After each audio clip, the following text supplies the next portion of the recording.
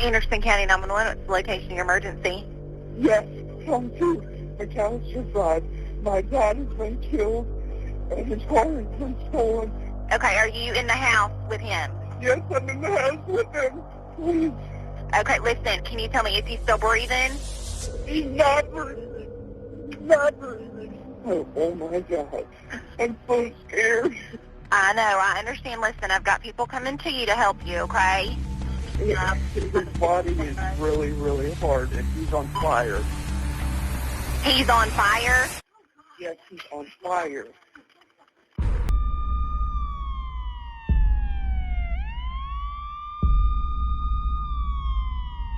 Anytime you receive a call from dispatch, you try to mentally rehearse what you're about to see.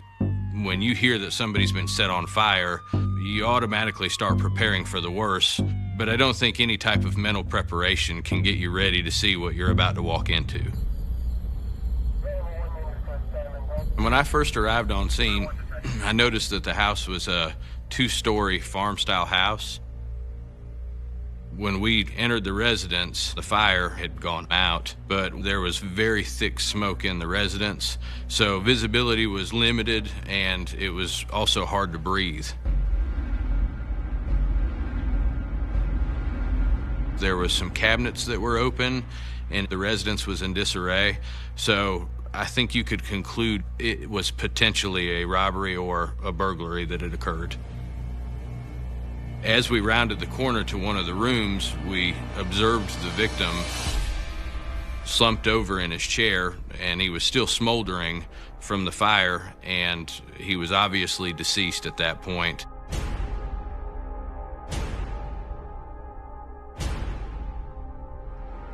Once we located him, our job is to work past him and to try to clear the rest of the residents to make sure there aren't any threats or any other victims that could be saved.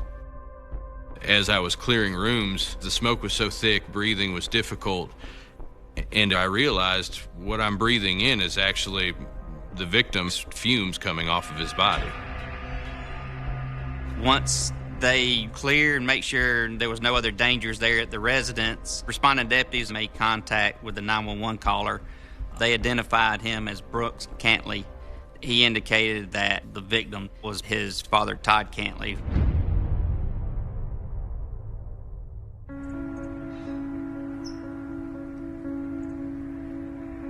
Todd was a very gentle soul. He liked photography, he liked tennis. I remember going over to his place one night and he picked up the guitar and he started playing, and I was really amazed at how well. I was like, wow, a whole other side to you. It just seemed like he could do anything. Todd had this passion for things that he really loved. He would be all in. 110%. When we were hanging out doing the music thing, he was all in and wanted to play and push forward with that. When he had his children, he was the same way that way. He was all in with his family and would commit his entire being to the well-being of his kids.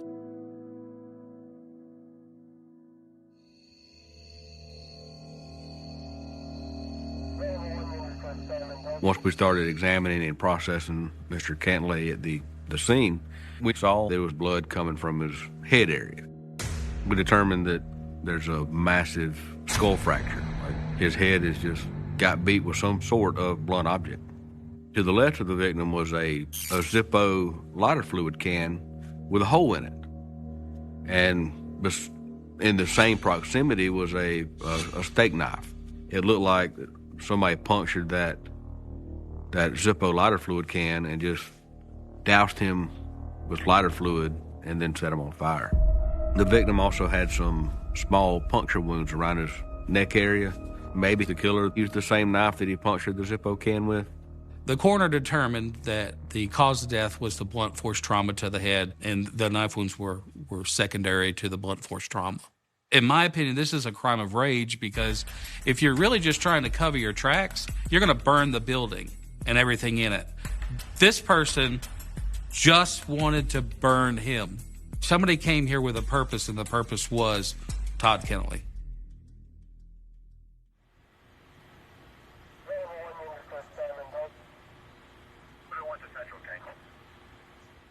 Brooks Cantlay told us that he was with his father that evening, and sometime during the evening he got tired and left his father downstairs watching television.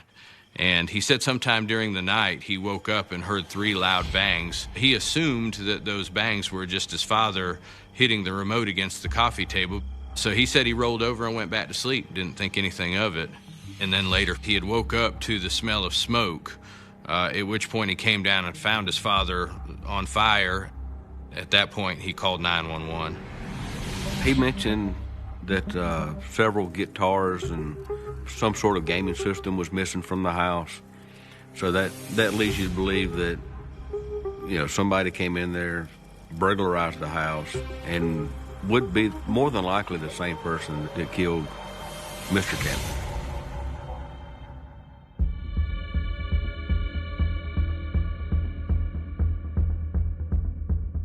Whoever did this has armed themselves with a firearm. Anytime that we believe somebody is armed, that's even more urgency for us. That kind of raises the stakes for everybody.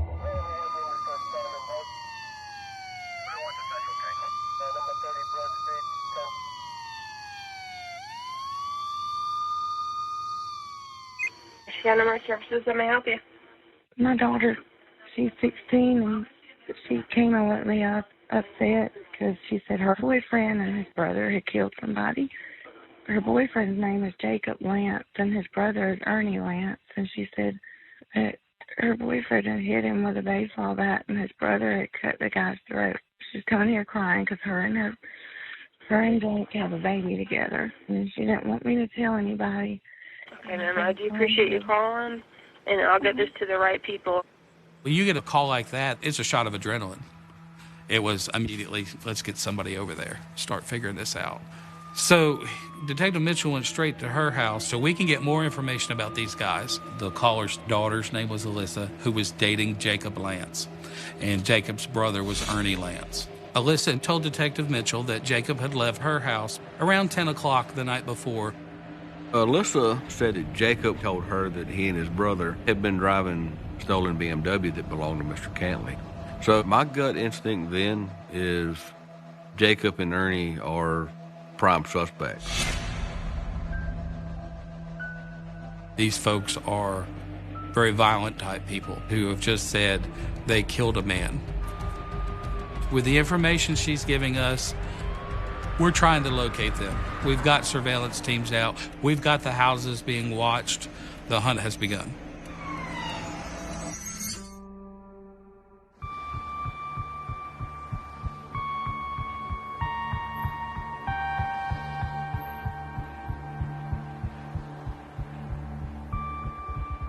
The car was found in a little fielded gravel area, kind of off the beaten path. If you're not going to go out there and look for it, you're not going to see it. We're pretty confident it was Jacob and Ernie. They've had their fun with the car. Now it's time to get rid of it. Also, they tried to set it on fire. They're trying to cover their tracks. Luckily for us, they're very bad arsonists. The car is not burned. The rag that they put in the gas tank burnt, but the car did not. We've got something now in hand to bring them into the office. We're not at a point where you voluntarily come and talk to me. We're at a point, I've got a warrant for your arrest. Let's bring you to the office.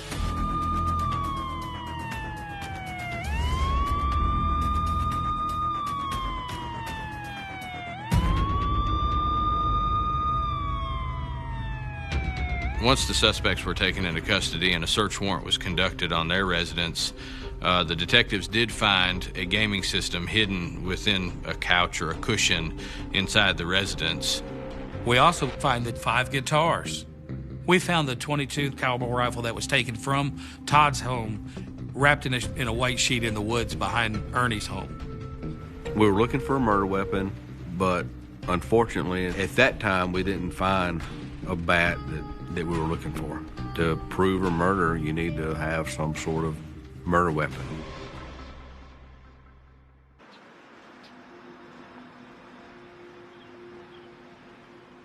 Both Ernie and Jacob were transported separately to our holding cells at the sheriff's office.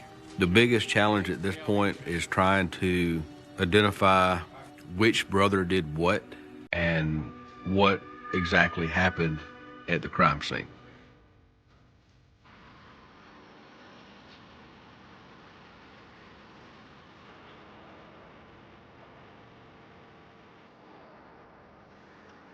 We decided to talk to Jacob first because he's the younger of the brothers.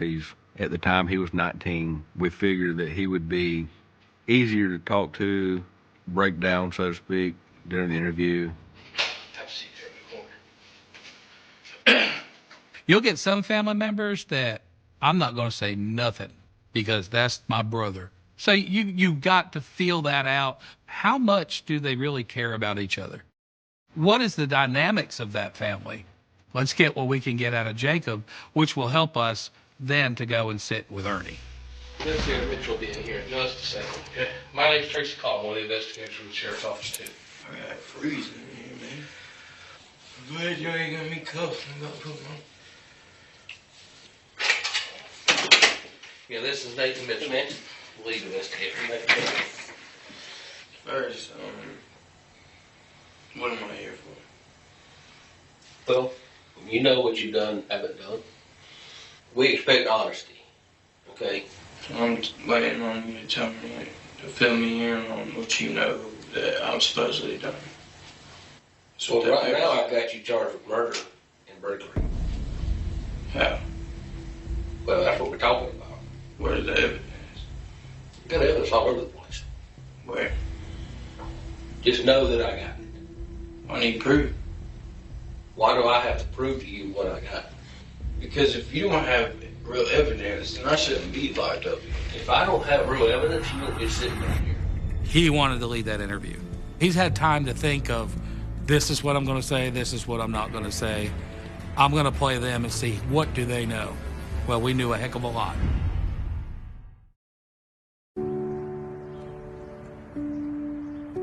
When I first met Todd, he was an assistant tennis pro. He was an excellent tennis player. And Todd was able to give our sons tennis lessons, and they loved him. He was a natural with kids. Once he moved to South Carolina and was in nature and had his family, he was just so happy. So when I heard that Todd had been killed, I was appalled. It was a terrible, terrible ending to somebody's life that was such a light for so many people. And the way he was killed, he didn't deserve that. He did not deserve that.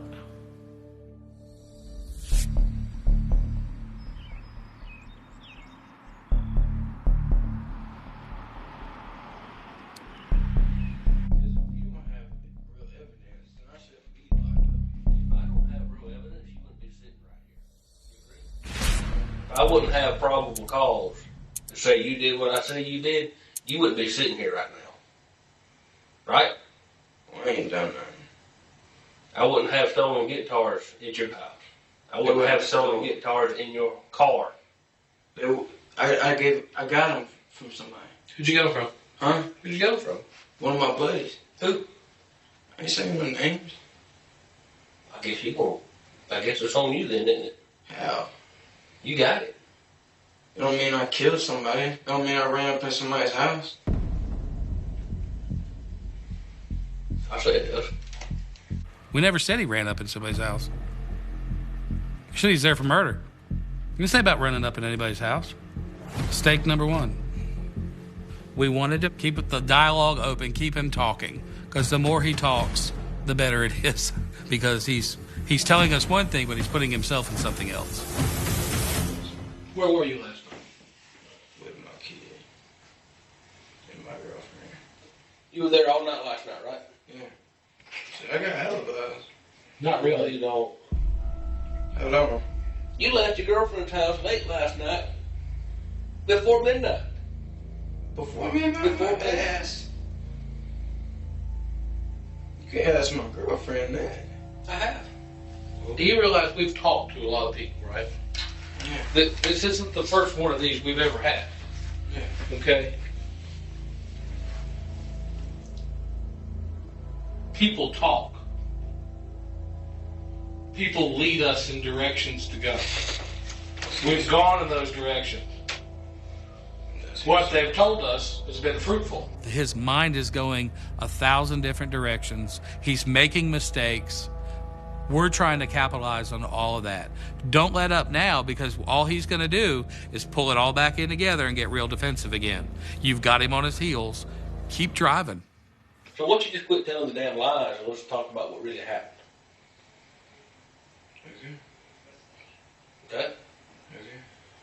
So what happened? Where'd you go last night when you left girlfriend's house? I went to my brother's. We drank some beer. And then what?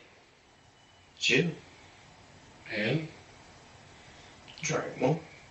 Where else you go? Where else did you go? Yeah, there's a lot you're leaving out. I'm not leaving there. You're leaving a lot out. How? Trip to Idaho, all kinds of places. When you partying with your brother, you're going to go a lot of places. Well, let's talk about the trip to Idaho then. What'd you go to Idaho for? Drink with my brother. Well, what time there did you get the BMW? What BMW? The one you took from Todd's house? The BMW. That didn't burn. This is the first time he's realizing it didn't burn. He's calm on the outside, but he's hit the panic mode on the inside. What do you mean the car didn't burn? I didn't know the car didn't burn. What did we leave in that car? What else do they have? You know, who talked? He's still trying to play that defensive posture, but he's starting to wake up a little bit now, like, oh, this is a little more serious. They know a little bit more than what I thought they did. I don't care if you tell us what happened or not. I can prove what all happened last night without you telling me. Okay? I ain't got time to sit here and listen to a whole bunch of bullshit lies. This is a courtesy to you. If you want to help yourself to avoid the death penalty, so be it. Death penalty. You charged with murder, son.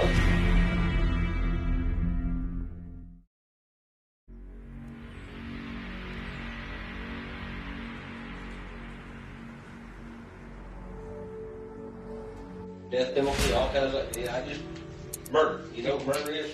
We put that out there.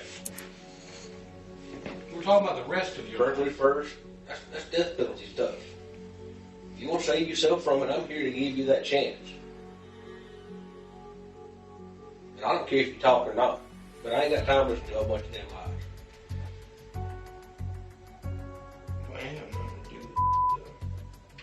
Okay, well help me prove that. Give me some I can work with to go corroborate your statement to get you out of here if you didn't. Problem is, you ain't got nothing.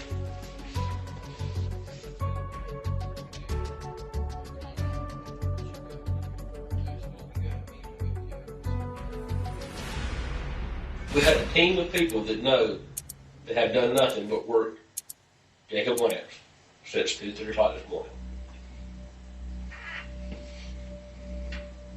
Why is it all on me? It's not all on you, but we're here to talk about you. I was a driver. I wasn't no accessory or anything. You was a driver. What did you drive and do? Did you get my brother Ernie's statement? Add it up. I'm here to talk about you. If you can't be man enough to say what you did or didn't do, we ain't talk about nobody else. He doesn't know if we've interviewed his brother already or not. And I think in his mind, he's running to the fact of, well, if they would only know that, is if Ernie said it. So now he's questioning the loyalty between the two. You can take the coward out right all you want to, but... I'm not trying to take the coward way out. I'm trying to see my little girl. I don't want to be in Not sitting in here, you ain't. How the hell do I get out of here? Tell the truth. Tell what happened. Right now, I got a whole bunch of shit that says you was involved. You the one that did it. You was all up in it. You gonna get it off your chest. It's weighing on you. I can see it. When his voice changed, his demeanor changed, his body language changed, it was all sinking in. He hasn't given any indication yet he's going to shut down, but you can go a little bit softer now. Just let him take a moment. At this point, you need to think about you and that child. I So yeah, I sell weed. Brooks, he's a regular customer for me. And he was buying some like 2 grams worth of light off of me. I gave it to him, he handed me the money, and then he said that I ripped him off. And his dad, about 2 weeks ago, he called and he just kept saying, I'm gonna get county on you. He was just making threats and threats and threats. All over some weed, man. And so, hey, he's like, I want this motherfucker out. So last night, I went and I was hanging out with Ernie, my brother. He was like, I'm down on child support, I need money. We drank a couple beers, went to Brooks' house. We just stalking now. We don't see nobody. Go around, look through the window. Brooks' dad, just sitting there. He ain't even hear us come in. And I'm just standing there. And Ernie's like, oh man, I want this TV, I want this gun, I want all this. So he just starts loading up. Y'all were whispering back and forth? Yeah. So, what all did you load up in the car? I know you had guitars. How many of those? 4 electric, 1 acoustic. What else? Xbox 360. Plasma screen TV. What else? 22 Voltax rifle. Put it in the car. And he said, alright, I want you to handle this. He told me he's about to kill Todd. He wanted to take care of Brooks' dad because he's been threatening us. And we walked up the room, opened the door. And Brooks' dad looks at me. And my brother just started beating the out of him with a bat. Where'd the bat come from?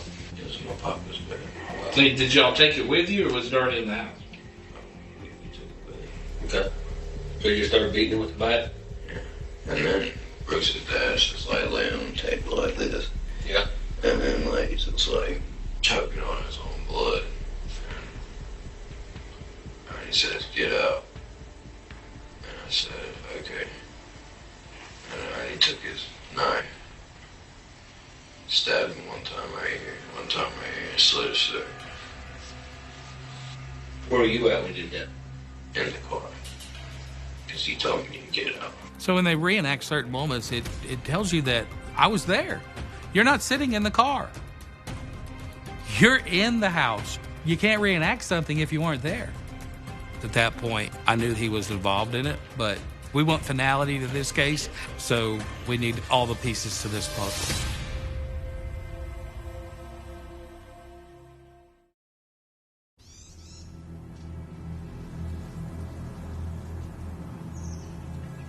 Okay. And so, what were you doing all this time?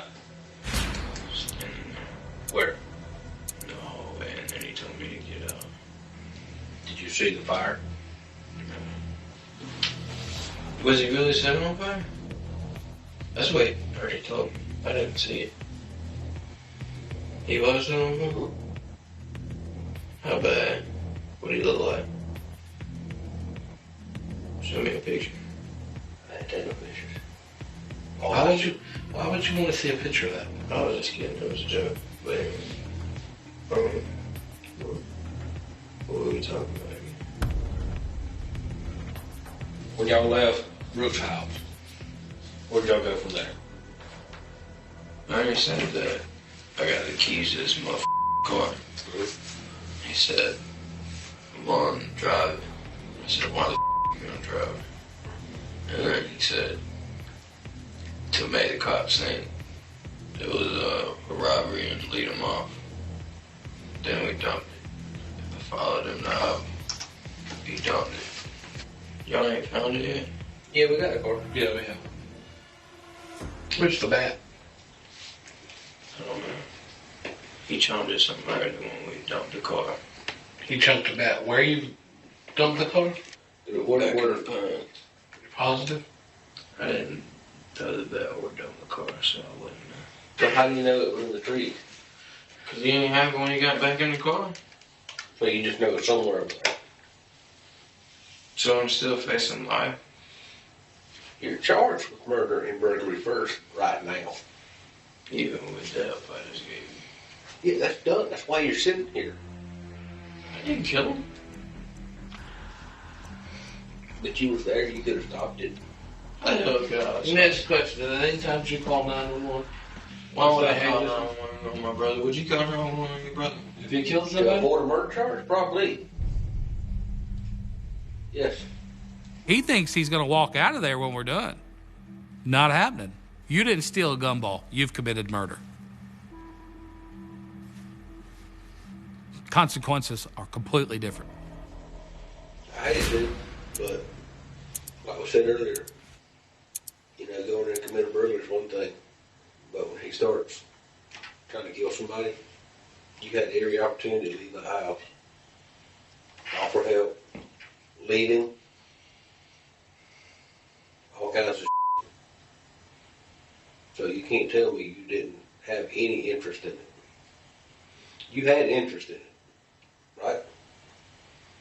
You wanted to see him get hit for what he's been saying. All that kind of bullshit. I believe that. Or you would have left. Just like you asking about a picture of him being burned. That interests you. Am I wrong? If I'm wrong, say I'm wrong.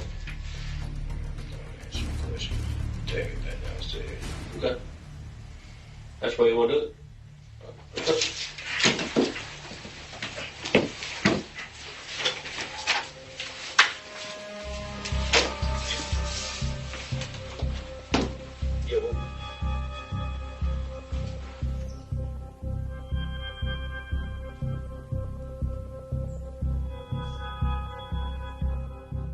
Come on, we'll have a seat in here.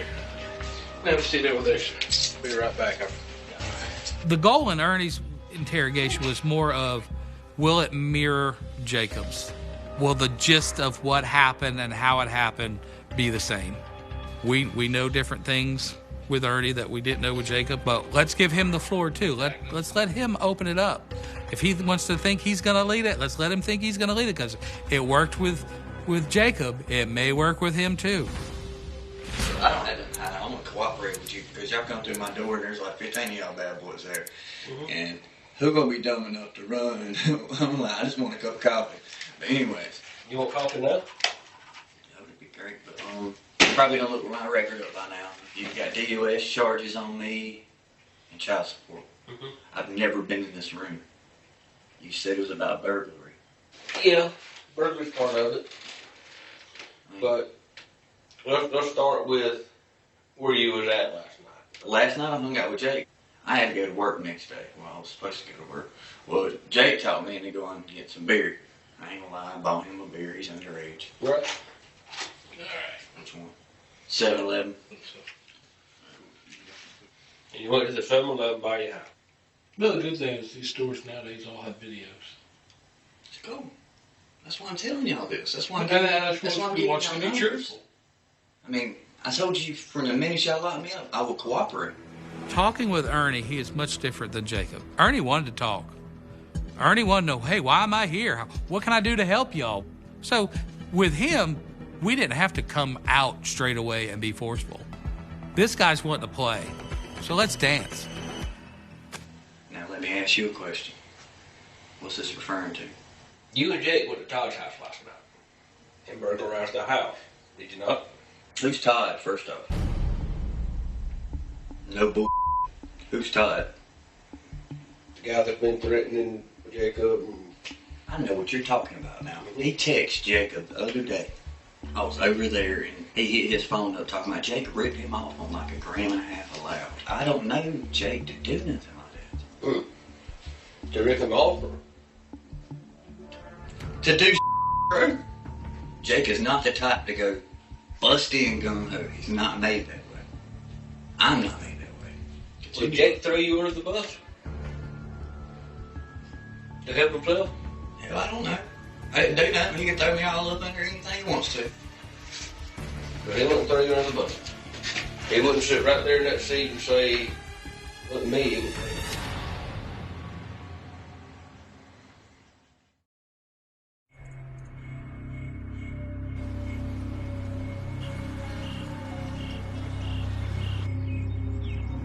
You and Jake went to Todd's house.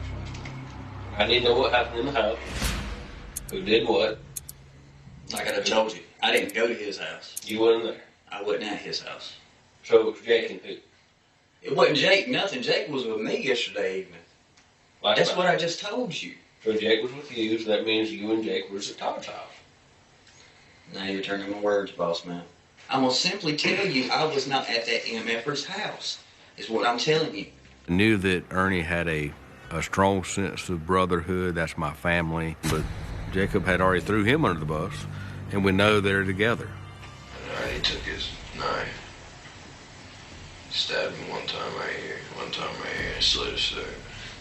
And so there's a time where you have to shift gears, turn up the heat, try to get the rest of it out as far as what the truth is. I don't have time to play games. I'm not trying to play games with you, but I don't have time to come in here and lie and just hope that you're going to tell me the truth. Well, how did Jake and Ernie get brought into it? Is my whole thing. What the did I do? Well, Todd's house got robbed. Robbed him of a bunch of guitars, a TV, Xbox, stuff like that. And while there, decided to beat his head in with a baseball bat. What? And as if that wasn't good enough... You accusing me of this? I'm not accusing you. I got enough that says that you were there. I didn't hit nobody. I didn't steal nothing. You understand the severity of this? It's very serious is what it is. You ain't lying. Like I said, I had a whole team of detectives working on the Jake and Ernie show. I ain't lying. That happened. I didn't do that. Who didn't? I don't know. It was not me, though. So why is Jake sitting right there saying, I didn't do it, Ernie did? I swear to you, I did not hurt nobody. I did not steal. If y'all got the Ernie and Jake show going on, y'all do y'all thing, man. And I ain't trying to be a smart ass, but I'll answer everything you want. But when you brought that hurting a man, I just hurting, killing him. He's dead. I wouldn't do that. Because that is no freaking joke. And that's one sin you cannot pass. And that is something serious to me. Serious to us too? I understand, sir. That's your job's job. I don't know what you want me to say. Because I'm not going to admit to nothing I didn't do. Oh, well. Well, I'll check on something right quick. Okay. Be right back. Yes, sir. Why do you keep walking off? Would y'all sit here and tell me something? Oh, man. Oh, you got a lot. Letting him contemplate things, kind of like icing the kicker in football. He didn't like being in that room by himself. You know, you let him have that moment of self-reflection and maybe a sit-in on him about what he's facing. Really? Man, I want to warm this damn place up. Come on, guys. Come and talk. He's going stir-crazy trying to figure out what we're doing. What are we going to come at him with? As long as we're there with him, he can somewhat control the narrative. But when we're out of that room, he has no clue what's going on. And that's driving him nuts. And now at this point, we decide to go back. We've got tangible evidence to prove that he was involved in it. It's all on you. It's coming straight at you. We're not hiding nothing. Well, here's the deal. You know what that is? Looks like woods, boss. Do you know where those woods is? You want to show me a little bit better. That's all I got. That's the woods behind your house. Yeah. That's a piece of white cloth. There's something in that piece of white cloth behind your house, which happens to be a gun stolen from Todd's house just last night, just behind your house. The Xbox 360 that's in your room, some of that recliner or in that chair, not hooked up to anything, go from Todd's house. Okay. That TV, go from Todd's house. See where I'm going? I know. All that That's why I've been waiting. You can come back in his room. Okay. Why you been waiting? Because he comes by my house in the middle of the night, freaking out. Mm-hmm. And I'm like, what the hell's going on, Jay? What's going on with you? Next thing I know, the TV that's sitting on that stand sitting there. I mean, he brought a bunch of stolen over there, and I didn't want to rat my little brother out. Because he don't have. He will sit there and lie to us for a while. I'd take it to the grave for him, but when you mention murder, I ain't killed no I moved that stuff out of the car. You drive a BMW to the Flat Rock Road? No, I didn't. Why would he throw you under the bus? I don't think he threw me under the bus. He sat right there in that seat an hour ago and said, it wasn't me, it was Ernie. You still don't think he sold you out? So last night, I was hanging out with Ernie.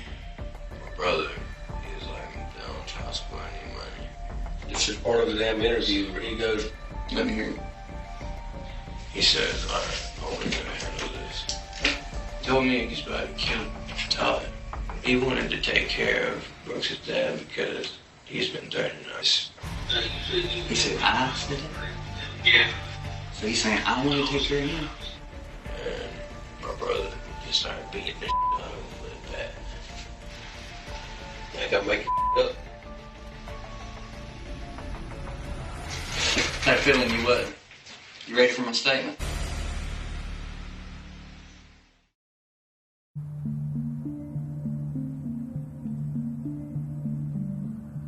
Tell you something.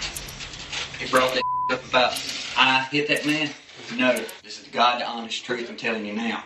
I helped pack that stuff up for him. About that time, he's like, let's go do this. He had my papa's Louisville Slugger. Gets the bag, goes up in the goes to busting door. I said, no, Jake, we're done. We're done. I swear to God, I sat there and I looked at him. I said, Jake, we got the stuff. Jake pops the door up and that dude said, you need to get the out of my house. And Jacob starts wailing.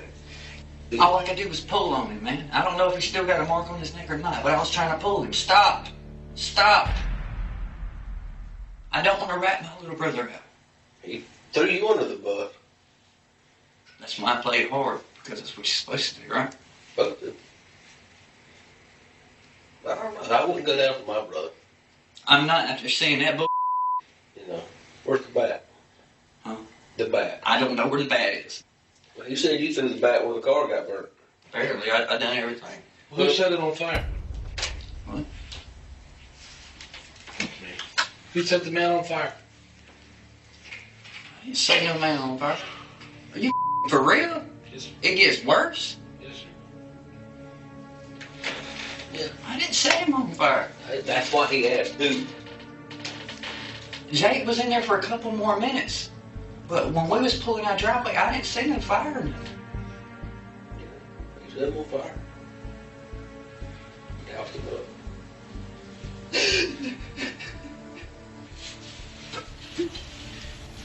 He said you did. Well, it sounds like to me he wasn't up the getaway driver out of that video. You know what I mean? That's what he tried That's to what, say. that's what he tells us. If that little ass gets off on this bull after all his mastermind. He ain't getting off on it. In South Carolina, they had to run his hand off. Me and him go to rob a liquor store. I'm driving. He robbing. Yeah. I get charged. Handle one, handle all. So ultimately, they both confessed that the other killed Todd. They pointed the finger at each other. Whether Jacob swung the bat or Ernie swung the bat, it doesn't matter because they're both there. Either one of them could have stopped it. At the end of the day, I knew that we had what we needed to go forward.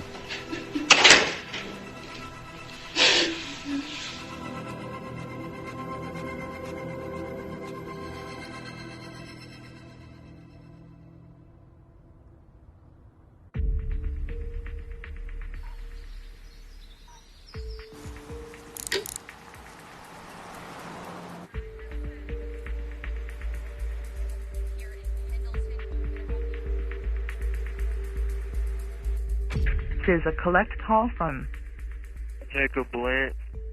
an inmate at Anderson County Jail. They're trying to charge me for murder. And I didn't murder his daddy. I didn't touch him. Who did, Jacob?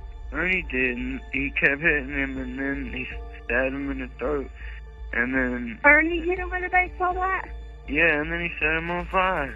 Jacob, where's the baseball bat at? In the woods behind Ernie's. That's when we got a team together and went to go search the woods behind Ernie's house. We ended up finding the bat. And we got our murder weapon. That was the proverbial smoking gun. I mean, finding the bat, that was huge.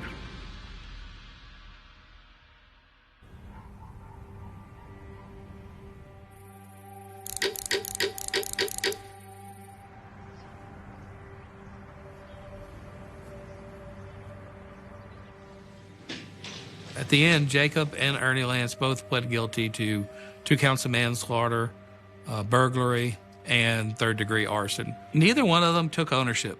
It was always the other one. It's very striking because usually somebody eventually says, I did it, you know. But with these two, no, neither one's going to tell you. To this day, I don't think they even get along or speak.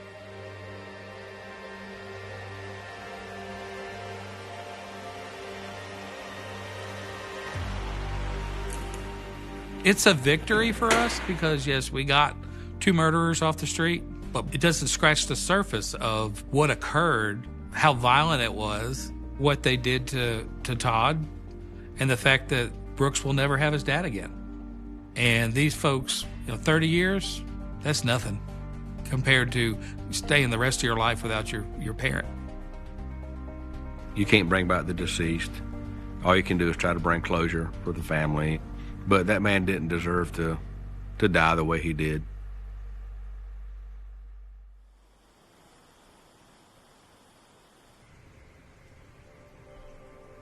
If Todd was here today and he walked in this room, I know that we would just go right into talking about music, family, the old days, and then we'd want to hang out and do some jamming. I know that's where that would gravitate towards. It's important to remember Todd because he was somebody's father, somebody's friend, somebody's son, and he brought joy to people. The night doesn't announce itself as important. No sirens, no headlines yet, just a quiet stretch of California suburbia in the late summer of 1998, where porch lights glow like tired eyes and the air smells faintly of asphalt cooling after a long, hot day. Somewhere inside one of these identical houses, a clock keeps ticking, steady and indifferent, marking seconds that will later be replayed, dissected, and argued over for decades. This is how cold cases begin, not with chaos, but with normalcy so complete it feels almost mocking in hindsight. By morning, the street will be sealed off with yellow tape. By evening, the word mysterious will crawl across television screens. And by the end of the week, an entire community will be whispering the same question in grocery store aisles and school parking lots. How does someone vanish or die or leave behind something so wrong without anyone seeing a thing? In 1998, California was loud with optimism. The tech boom was rising. Suburbs were expanding. Crime statistics were dropping, at least on paper. People believed the worst was behind them. That belief made what happened next feel impossible. The victim, an ordinary name, an ordinary life, was not famous, not wealthy, not someone who expected danger to come knocking. Friends would later describe routines etched into muscle memory. Same drive home, same time, same small habits that made life feel predictable. Predictability, it turns out, can be a liability. The first sign that something was wrong came quietly. A car where it shouldn't have been. A door unlocked when it never was. Details small enough to dismiss until they weren't. When police arrived, they found a scene that refused to explain itself. No clear struggle, no obvious weapon, no note, just absence and contradiction. Investigators stood in rooms that felt paused, as if the air itself was waiting for instructions. Whatever had happened here was deliberate, careful, or lucky, maybe all three. Neighbors watched from behind curtains, trying to remember sounds they hadn't noticed at the time. A thump? A voice? A car engine at the wrong hour? Memory, under pressure, becomes unreliable. Everyone wanted to help. Everyone feared being next. Reporters gathered at the curb, cameras angled just right to catch shock on familiar faces. "This kind of thing doesn't happen here," someone said, and the sentence landed with a hollow thud. It always happens somewhere. That's the problem. Detectives began assembling timelines, pinning down the last confirmed sighting, the last phone call, the last ordinary moment before everything fractured. Each answer created two new questions. Phone records didn't line up cleanly. Alibis overlapped in uncomfortable ways. A witness reported seeing a figure near the house, but couldn't describe the face. Another swore they heard arguing, then recanted days later. Leads appeared bright and promising, then burned out just as quickly, leaving behind the smell of frustration. The media moved fast. Headlines leaned hard on phrases like "cold case in the making," even before the ink was dry on the initial reports. Talk radio dissected rumors. True crime forums, still young, still clumsy, began spinning theories that ranged from plausible to absurd. Every unexplained detail became a hook. Every inconsistency, a possible conspiracy. For investigators, the noise was a distraction. For the public, it was fuel. Inside the department, the case file grew thick. Photographs, transcripts, evidence bags labeled with dates that would soon feel distant. There was pressure from above, the kind that doesn't need to be spoken aloud. Solve this. Reassure the public. Restore the sense that order still exists. But cases don't bend to pressure. They resist it. And this one resisted from the start. One detail, in particular, refused to settle. A man, or someone believed to be a man, seen briefly in the area, out of place yet somehow forgettable. No name, no clear description, just a shape in the background of multiple stories. Detectives argued over whether he was a phantom created by suggestion or the key they were missing. Sketch artists tried their best, producing a face that looked like everyone and no one at once. It went up on television screens and bulletin boards, and then, slowly, faded into the visual noise of daily life. Weeks turned into months, months into years. Evidence degraded. Witnesses moved away. Officers were reassigned. What once felt urgent began to gather dust, not because anyone stopped caring, but because new crises demanded attention. The case slipped into a quieter category, the one no department likes to admit exists. Unsolved, unfinished. A cold case before the term felt fully earned. For the family, time behaved differently. Every holiday arrived with an empty chair. Every phone call carried a brief, cruel flicker of hope. They learned the language of law enforcement, learned how to read between careful phrases. No new updates became a familiar refrain. Grief settled into something heavier, something closer to endurance. The community moved on in public, but privately, the story lingered, resurfacing whenever someone drove past that house a little too slowly. Occasionally, the case flared back to life. A tip called in after a late-night documentary rerun. A supposed confession overheard in a bar. A new technology that promised answers DNA couldn't deliver back in the 90s. Each revival raised expectations, then lowered them again. Hope, in this context, was a risky emotion. It made the eventual disappointment sharper. By the early 2000s, the case was officially labeled a cold case, a term that sounds clinical but carries real weight. It meant resources were limited. It meant answers were unlikely. It meant the story would be told in past tense, even though nothing about it felt finished. Detectives who had been young and driven in 1998 now spoke about it with a different tone, one shaped by experience and restraint. They remembered the early days clearly. The smells, the silence, the sense that something crucial had been missed. And still, the file remained, pulled from storage now and then, reviewed by fresh eyes. Every generation of investigators convinced they might be the one to see what others couldn't. That belief is the quiet engine behind every cold case unit. It's stubborn. It's necessary. Without it, these stories would truly end, not with answers, but with surrender.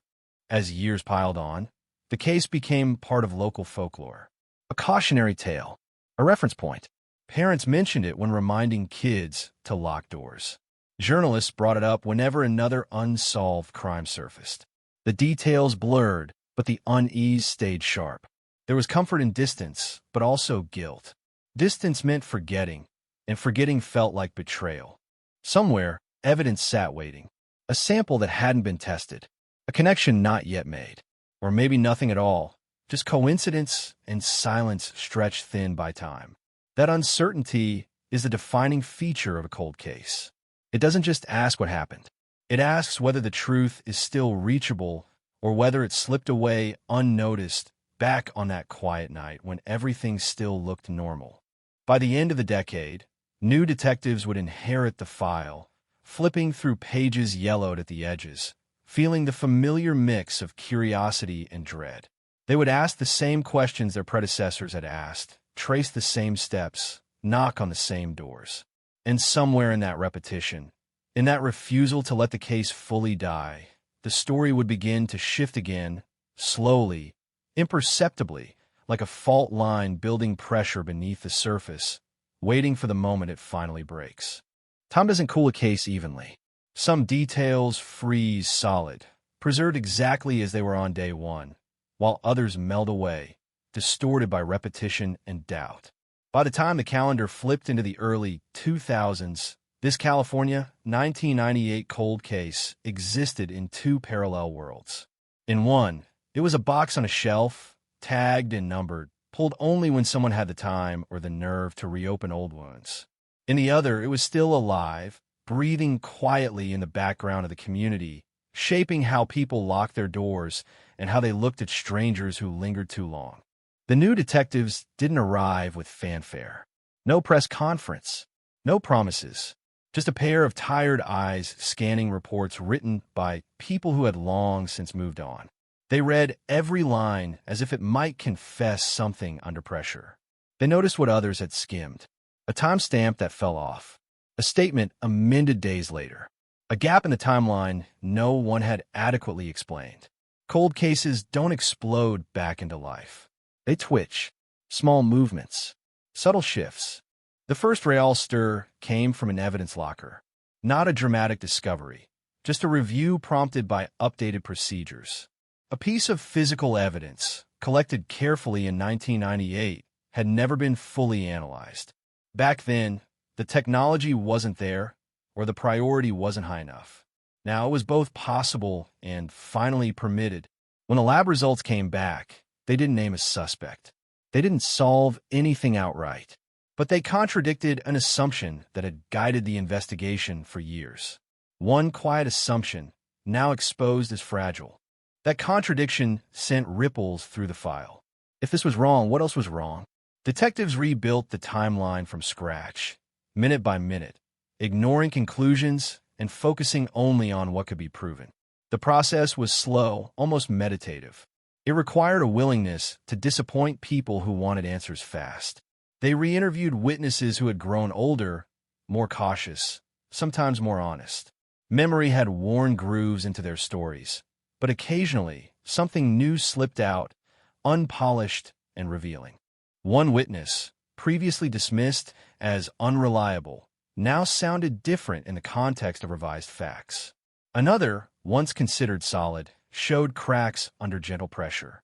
No accusations, just questions asked again in a quieter room with fewer expectations attached. This is how cold cases advance, not with dramatic confrontations, but with patience that borders on obsession. Outside the department, no one noticed at first. The world had moved on to new fears, new scandals, new crimes that felt more urgent. But then a reporter caught wind of activity. A short article appeared online, buried halfway down the page. Authorities revisit 1998 cold case. No details, just enough to make people pause. Comment sections filled with half-remembered facts and confident speculation. The past was being dragged, gently but insistently, back into the present. For the family, the call came without warning. Not with answers, just an update. A sign that the case hadn't been forgotten after all. That knowledge was both comforting and cruel. Hope, once reawakened, demanded attention. It kept them awake at night, replaying old conversations, wondering if they had missed something all along. Grief doesn't fade when a case goes cold. It just changes shape. As the investigation deepened, one name resurfaced. Not a suspect, at least not officially. More like a shadow that had passed through the edges of the case and never fully left. Someone connected by proximity, timing, or coincidence. Take your pick. In 1998, there hadn't been enough to hold on to. Now, viewed through the lens of updated evidence and revised assumptions, the connection felt heavier. Still circumstantial, still fragile, but no longer ignorable. Detectives tread carefully. Cold cases are legal minefields. Every misstep risks poisoning the well. They corroborated everything twice, sometimes 3 times. Phone records were revisited with software that didn't exist in the 90s. Old addresses were mapped against new databases. Patterns emerged where randomness had once seemed dominant. None of it was conclusive. All of it was unsettling. There were setbacks, too. Promising leads collapsed under scrutiny. A tip that sounded electric turned out to be a recycled rumor. A supposed eyewitness admitted they had filled in gaps with things they'd seen on television, each dead and threatened to drain momentum. The temptation to force a narrative hovered constantly. Good investigators resist that urge. Bad ones don't. This team resisted, even when it meant walking away from what felt like progress. Years continued to pass, but differently now. The case no longer felt frozen. It was moving, inch by inch, like a glacier carving its way through rock.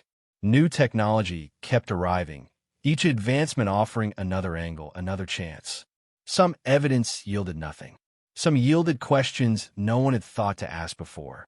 The file grew again, not with noise, but with substance. Then came the interview that changed the tone of everything. Not dramatic, not explosive, just a conversation that refused to stay small.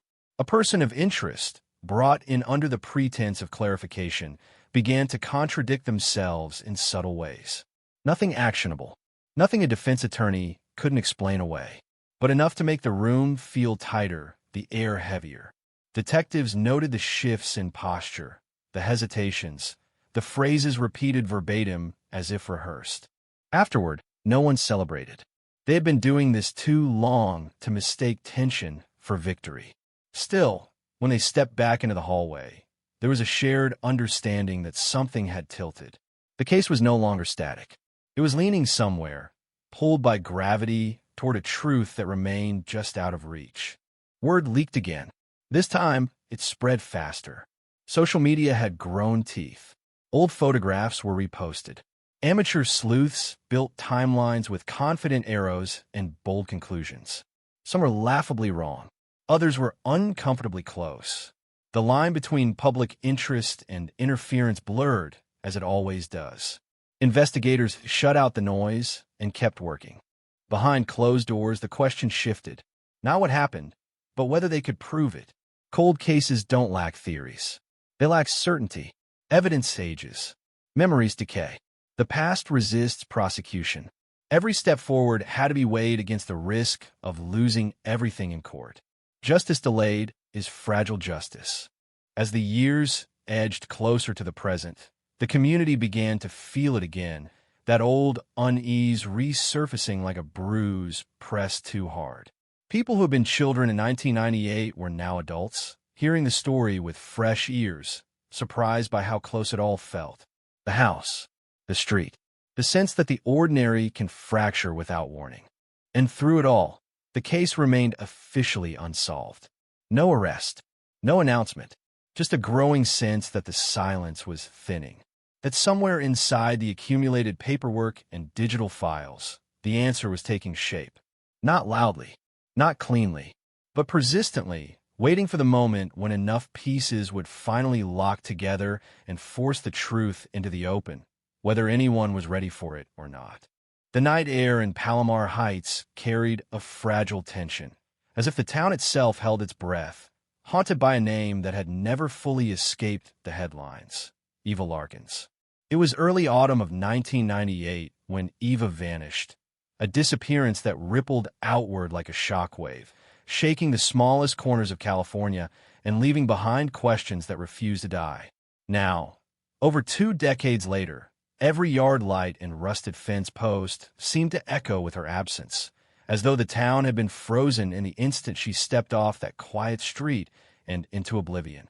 No one knew when the old oak tree at the edge of Whisper Lane had started to bleed shadows, but in the tense hush of midnight, its gnarled branches whispered secrets into the wind. The oak stood sentinel over the remnants of that night, a witness to the beginning of an investigation that would span 26 years, crossing generations of detectives, rumors, and unrelenting grief. To the residents of Palomar Heights, it was a landmark of fear and fascination. The tree beneath which Eva was last seen, the place where her footprints vanished, swallowed by darkness. Detective Lydia Marquez had inherited this cold case like a scar. When she first walked into the evidence room, the years lining her face were nothing compared to the decades that weighed on the files. She'd studied every scanned report, every interview transcript, every faded photograph pinned to the wall, yet each read like a testament to frustration. Somewhere amid the coffee-stained notes and brittle newspaper clippings lay the truth, but it was buried, obscured by time and the erosion of certainty. She'd often come to the oak tree alone, flashlight in hand, retracing what little was known. The soil by the roots had been disturbed that night, witnesses said, though no one could describe how or why. It was a detail that had puzzled detectives for years, a clue that led nowhere and everywhere, like a ghost tugging at the edges of their attention. Marquez stood there now, the beam of her light cutting through the creeping fog, and felt the past press against her like a living thing. In the early days, when the name Cold Case first came to define Eva's disappearance, the community refused to let go. Flyers were plastered on lampposts, missing persons boards filled with her smiling photo, wide eyes, windswept hair, a promise of life that shouldn't have ended in silence. Vigils were held, candles flickering under the oak tree, voices trembling with hope and fear. But years passed, and hope thinned like dying embers. The oak tree remained, its roots twisting into the ground, anchoring the horror of unanswered questions in the heart of the town itself. Marquez flipped open her notebook, tracing her finger over an entry she'd written weeks ago. Re-examine witness accounts, triangle pattern footprints, strange echo in statements. The patterns had taunted her, the shape that kept emerging again and again, like a cipher begging to be deciphered. No one had explained them satisfactorily, not in 1998 and not through the half-dozen detectives who had come and gone. But Marquez sensed a rhythm in those echoes now, a cadence that pulsed with an almost unbearable urgency. Months earlier, she had stumbled on as something peculiar while reviewing old interviews. The young man who had lived next door to Eva at the time, a quiet neighbor named Theo Chambers, had mentioned something that barely registered then, an odd pattern of footprints near the tree, shaped like a jagged triangle. At the time, it seemed like an idle description, easily dismissed in the chaotic flurry of speculation. But Marquez replayed his words until they were etched into her memory. A triangle like someone was trying to mark the ground itself. Evidence lockers rarely smelled like anything more than cold metal and forgotten hopes, but this one reeked of possibility. Marquez stood before the rows of numbered boxes, each one a coffin of clues. She pulled out the box labeled Larkins, case file 1998, cautious as a parent lifting a child from danger. Inside were envelopes of hair samples, fiber swatches, and a single shoe print cast taken from the oak tree area. The imprint was strange, 2 parallel lines cut into the shape of a shallow triangle. It was unlike any shoe sole she'd seen, but what caught her breath was the tiny engraving along the cast's edge, a stylized glyph, almost like a rune. The glyph had been dismissed years before as an oddity, nothing more than an artisan's whim. But Marquez felt its significance deep in her bones, as if it was a mark left not by chance, but by calculated intention. She traced the symbol with a gloved finger, letting her mind drift back to the witness statements. Triangle, triangle, triangle. It was as though some invisible thread wound through this case, and she was finally beginning to see the pattern. That night, as the wind rattled the oak tree's leaves like dry bones, Marquez closed her eyes and let the memories of Eva flood her senses. She imagined Eva's voice, laughter carried on a breeze, a whisper lost beneath the roar of unanswered questions. She sensed the echo of uncertainty beneath the soil, the gravity of all that had been left unsaid. And in that moment of profound stillness, the thread snapped tight. Her phone buzzed, jarring her out of the trance. It was a call from forensics, new analysis on the runes found on the shoe cast. The voice on the other end was terse, scientific, and monumental. The glyph, they confirmed, was not random. It matched markings found on a series of objects seized in an unrelated raid years ago, objects tied to a fringe group operating on the edges of Californian fringe culture in the late 90s. A group that had vanished as mysteriously as Eva had. Marquez felt the floor shift beneath her. The possibilities spiraled, each one more electrifying than the last. She thanked forensics and ended the call, breath caught in her chest like a bird struggling against a cage. This was no longer just a cold case. It was an uncoiling storm, unleashed at last. By the next afternoon, Marquez was on the road, speeding toward the old industrial district where the fringe group had once held clandestine gatherings. Factories stood like skeletal sentinels against the gray sky, their broken windows reflecting a history of ruin and abandonment. It was a place where secrets flared brightest, hidden beneath layers of rust and shadows. She stepped inside the largest warehouse, flashlights slicing through the gloom. Boxes and crates were stacked haphazardly, remnants of a forgotten era. Somewhere in the haze of dust motes, the forgotten echoes of that group lingered, voices frozen in time, waiting for someone to listen. Her heart thudded against her ribs, each step heavy with anticipation. Then she saw them, etched into the wall like scars, the same glyph from the shoe cast, repeated over and over, forming a jagged map of lines that seemed almost organic in their arrangement. It was a tapestry of obsession, as if someone had branded these walls with the memory of something sacred and terrible. The symbol was a key, a signpost that connected the faded past to the unanswered present. Marquez reached out to touch one of the etchings, and in that moment, the air shifted as though the walls themselves exhaled. She felt a wave of connection, flashes of whispers, footsteps, the hollow echo of a woman's voice lost to time. Eva's presence seemed to seep from the walls, urgent and insistent. Marquez knew she was close. Every fiber of her being screamed that this place held the missing piece, buried beneath layers of time and fear. Her phone vibrated again, a message from the lab. They had found something extraordinary. The fibers from the tree site, once thought insignificant, contained microscopic fragments of a synthetic material traced back to a rare textile only produced in limited batches during the late 90s. A purchase record tied it to one individual, a person long suspected but never confirmed. A man named Gideon Reese, a name once whispered in connection with fringe circles, now surfacing with bone-chilling clarity. Reese had vanished years ago, slipping through the cracks of law enforcement's grasp. But now his name returned with a force that sent shockwaves through Marquez's mind. It was as if the past had finally demanded its reckoning. She felt the breath of history brush against her neck as she pieced together the puzzle.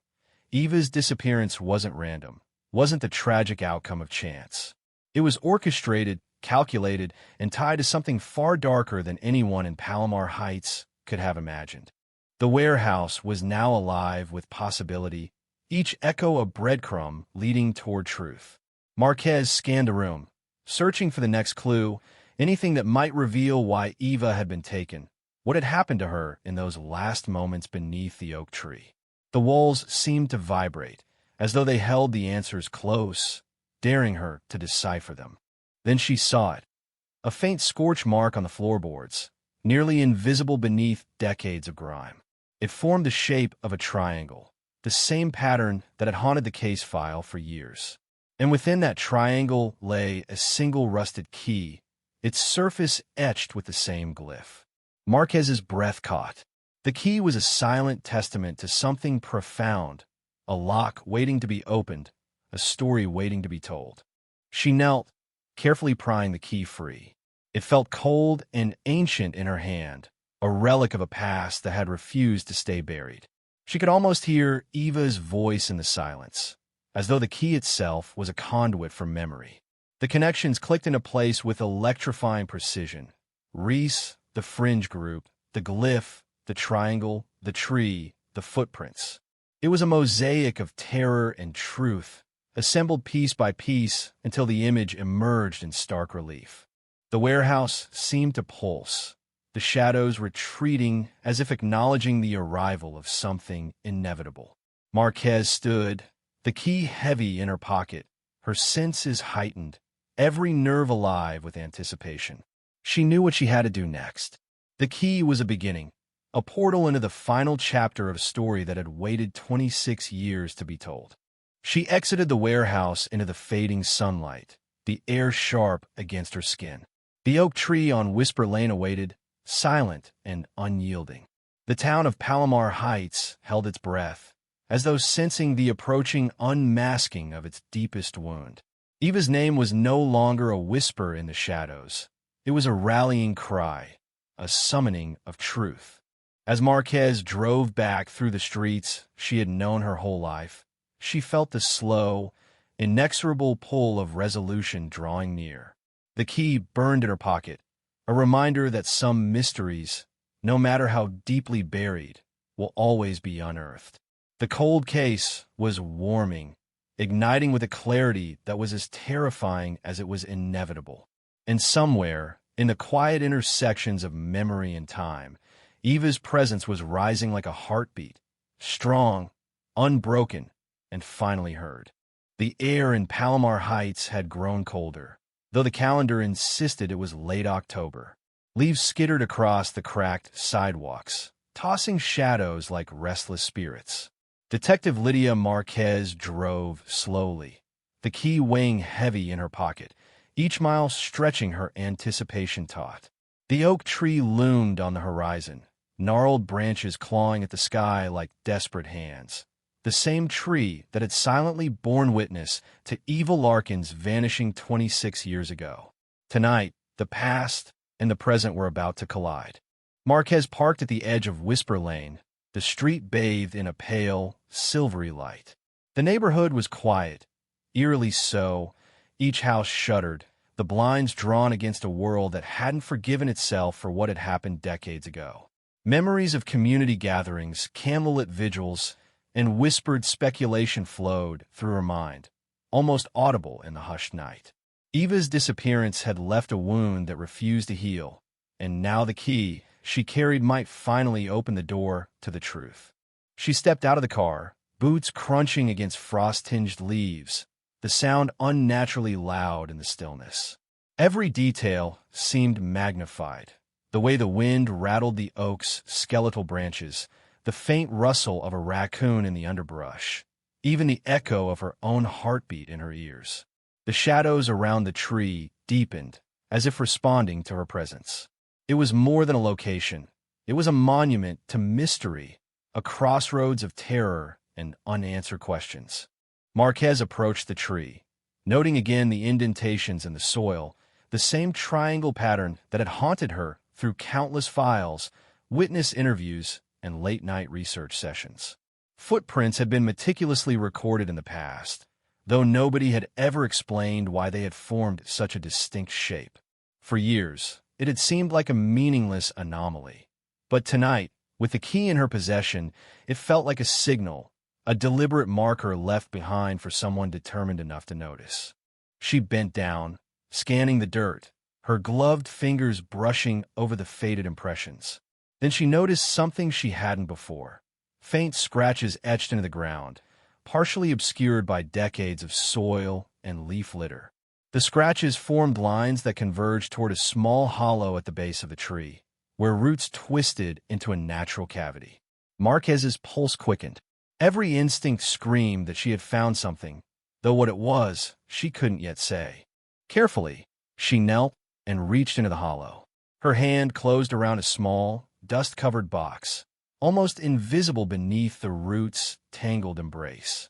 It was cold, metallic, and heavy, an artifact of the past that had resisted discovery for 26 years. She wiped away layers of dirt and opened it slowly, almost reverently. Inside lay a bundle of letters, photographs, and a tape cassette marked simply, Eva, 1998. Her hands trembled as she lifted the items, the weight of decades pressing down on her. The letters were fragile, edges yellowed, ink faded, each one written in a hurried, almost panicked scrawl. They were addressed to nobody in particular, yet each contained details of Eva's daily life, hints of her fears, and mentions of a man she'd met briefly, a figure she described only as the shadow with the triangle mark. Marquez read with bated breath, absorbing every word. The letters revealed that Eva had sensed danger before her disappearance, though she could never have imagined the scale of the threat. Then she reached the photographs. Black and white images taken secretly showed Eva in everyday moments, walking to school, sitting at a cafe, laughing with friends, but one photograph stood out. In the background, barely noticeable, was a man wearing a coat with an insignia carved into the lapel. The same glyph etched into the shoe cast, the warehouse wall, the key. The realization hit Marquez like a physical blow. The man who had haunted Eva's life, whose presence she had felt but couldn't name, was the same Gideon Reese whose existence had been a phantom in police files for decades. She set the photographs down and reached for the cassette. Sliding it into the portable player she carried, Marquez pressed play. The tape crackled with static. Then Eva's voice emerged, trembling yet clear. "If anyone finds this, know that I'm not gone by accident. He is careful, but he leaves his mark. The triangle, it's a warning. I don't know where I'll end up. Don't trust anyone who smiles too easily. Remember the oak. Remember the triangle." Marquez's chest tightened. The voice, suspended across time, carried the weight of fear, intelligence, and an unbroken spirit. Eva had recorded this herself, knowing she might vanish, leaving behind breadcrumbs for those who would come later. And now, 26 years later, the trail had led directly to the key, the hollow, and the warehouse, pieces of a puzzle finally aligning. The wind picked up, rustling the leaves above her, a chilling reminder that someone might still be watching. Marquez stood, glancing over the street. Shadows seemed to gather at the edges of vision, indistinct but tangible, like memories of old crimes lingering in the corners of the night. She knew the next steps would be dangerous, but there was no turning back. The pieces were falling into place, and Gideon Reese, long elusive, had left enough clues to make his capture possible. She drove to the address linked to Reese's last known residence, an abandoned farmhouse on the outskirts of the county. The sun had fully set, leaving only the moonlight to guide her through fog-laden fields. The farmhouse was a skeleton of its former self, windows shattered, siding rotted, but the air around it hummed with a latent menace. Marquez approached cautiously, key ready, flashlight sweeping across the interior. Inside, dust motes danced in the beams, revealing old furniture, scattered papers, and signs of hurried departure. It was as though Reese had vanished into thin air, leaving only echoes of his presence behind. Then, in the far corner of the main room, she saw it, a hidden door partially obscured by a collapsing wall panel. The glyph from the shoe, the warehouse, the tree, and Eva's photographs was carved into the doorframe. Her pulse surged. This was it, the final threshold, the place where the past and present intersected. Marquez inserted the key, feeling it click into place with a precision that seemed almost ceremonial. The door creaked open, revealing a narrow staircase descending into darkness. Every step down the staircase was measured, deliberate, as if the house itself resisted her progress. At the bottom, the air was damp and cold, carrying a metallic tang that hinted at decades of hidden activity. The corridor stretched before her, lined with old crates, jars, and containers, all marked with the triangle glyph. It was a shrine of obsession, a map of Reese actions and intent, each symbol a breadcrumb leading to the heart of the mystery. In the center of the corridor, she found it. A small room, stripped of any modern comfort, walls covered with maps, photographs, and timelines connecting every known move of Eva's final days. A single chair sat in the middle, facing a wall with a corkboard that held Eva's letters, her photographs, and scribbled notes in Reese handwriting. Every line traced a path of obsession and control, a chilling testament to the meticulous mind of a man who had haunted a community for decades. Marquez took it all in, each detail amplifying the horror and the clarity simultaneously. She realized then that Eva had been alive for weeks after her disappearance, confined, watched, and documented by Reese, who had left his mark as a signature, a psychological taunt to those who might try to uncover the truth. The letters, the cassette, the triangle glyph, they were all part of a deliberate pattern, a breadcrumb trail designed to challenge anyone who dared follow. Her radio crackled, a voice from dispatch breaking the silence. "Detective Marquez, we've located Reese. He's been apprehended in another county, resisting arrest, but alive. Evidence confirms his involvement in multiple disappearances, including Larkin's. We're sending transport now." Marquez exhaled, a mixture of relief and disbelief washing over her. The nightmare that had gripped Palomar Heights for 26 years was finally converging toward closure. But even as she processed the news, a lingering weight remained. Eva had survived, but her voice, her presence, and her ordeal had been suspended in the shadows for over 2 decades. The town, the community, and the investigators who had chased shadows for years now faced the delicate task of reconciling the past with the present. As she emerged from the farmhouse, the moonlight cutting across her path, Marquez felt the first faint stirrings of dawn on the horizon. The oak tree at Whisper Lane, the symbol of the case, stood in quiet vigil, as though acknowledging the return of truth. The shadows had been lifted, the triangle pattern deciphered, the killer revealed, but the echoes of the past, the unspoken grief, and the unanswered fears would linger long after the arrest. Marquez returned to her car, the cold night air biting at her skin, and felt the quiet triumph of the long pursuit, tempered by the haunting knowledge of what Eva had endured. The case was no longer cold, no longer suspended in uncertainty, yet the story itself had left an indelible mark on the soul of the community. Every leaf on the street, every whisper in the wind, every rustling shadow carried fragments of that night in 1998, fragments that had finally been understood. She drove slowly back through the empty streets, the key still in her pocket, feeling the weight of history and the fragile hope of justice converging. The cold case of Eva Larkins was no longer a ghost story. It was a testament to perseverance, to the tenacity of truth, and to the resilience of those who refused to let darkness remain unchallenged. And though Gideon Reese had been caught, the shadows he had cast over Palomar Heights would take time to dissipate, lingering in memory, in conversation, and in the quiet spaces where light and darkness forever meet. The first light of dawn crept over Palomar Heights, washing the town in a cold, pale glow that seemed almost reverential. Detective Lydia Marquez drove slowly, every turn of the wheel echoing with the weight of the past 26 years. The arrest of Gideon Reese had shattered the illusion that justice was always delayed, yet the victory felt fragile, like frost that might vanish with the sun. Every street, every house, every shadow seemed to hold a memory, a fragment of Evil Larkin's long-lost presence, and Marquez could feel the gravity of history pressing against her chest. She returned to Whisper Lane, to the gnarled oak tree that had become both a symbol and a witness to decades of unanswered questions. The leaves whispered in the morning breeze, a sibilant chorus that carried the stories of the missing, the whispers of a girl who had vanished, and the trail of obsession that had haunted the town for decades. Marquez stepped out of her car and walked toward the tree, the ground damp beneath her boots, the air heavy with anticipation. Every detail of the landscape, the uneven pavement, the scattered leaves, the faint footprints etched into the soil, felt charged with meaning.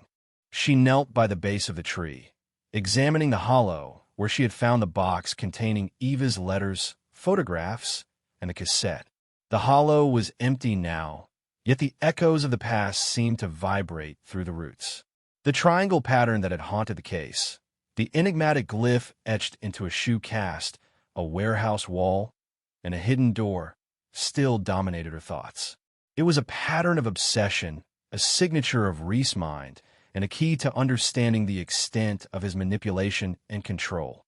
Marquez traced her fingers over the indentation, feeling the weight of history and the residue of fear.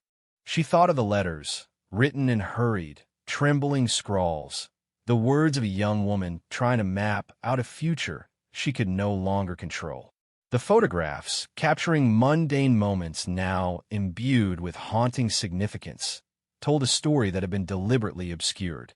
And the cassette, Eva's voice cutting through time, had served as a bridge between the vanished past and the present, guiding Marquez along a trail meticulously left by someone who believed that no one would ever find the truth. Marquez rose, dusting leaves from her coat, and surveyed the neighborhood. Palomar Heights was quiet, almost reverent, the way a town might hold its breath in the presence of revelation. Windows were shuttered, streets empty, as if the town itself was waiting for the final pieces to fall into place. The air carried a faint chill, a reminder that the past could not be undone, only understood. She felt the surge of responsibility. Eva's story, her survival, the years lost, all converged in this moment. The radio in her car crackled again, dispatch reporting Reese's transport en route to county detention. Marquez knew that soon he would be behind bars, yet the emotional gravity of the case was far from resolved. Arrests did not erase trauma, and the impact of his decades-long deception would linger. Still, there was an undeniable sense of triumph. Years of frustration, dead ends, and haunting uncertainties were giving way to clarity. The cold case was finally warming. The shadows were receding. She decided to visit the site where Eva had been last seen in 1998, a small path behind a neighborhood that led into the brush, overlooked by the community, where footprints had vanished into thin air. Marquez walked the trail slowly, noting every irregularity, every faint imprint, every subtle mark that had persisted despite time and erosion. It was a path that had been traced countless times over the years by desperate investigators, vigil participants, and grieving family members. Now, with the knowledge she had accumulated, the trail resonated with clarity, each mark a deliberate choice by a man whose obsession had left an indelible imprint on a landscape of memory.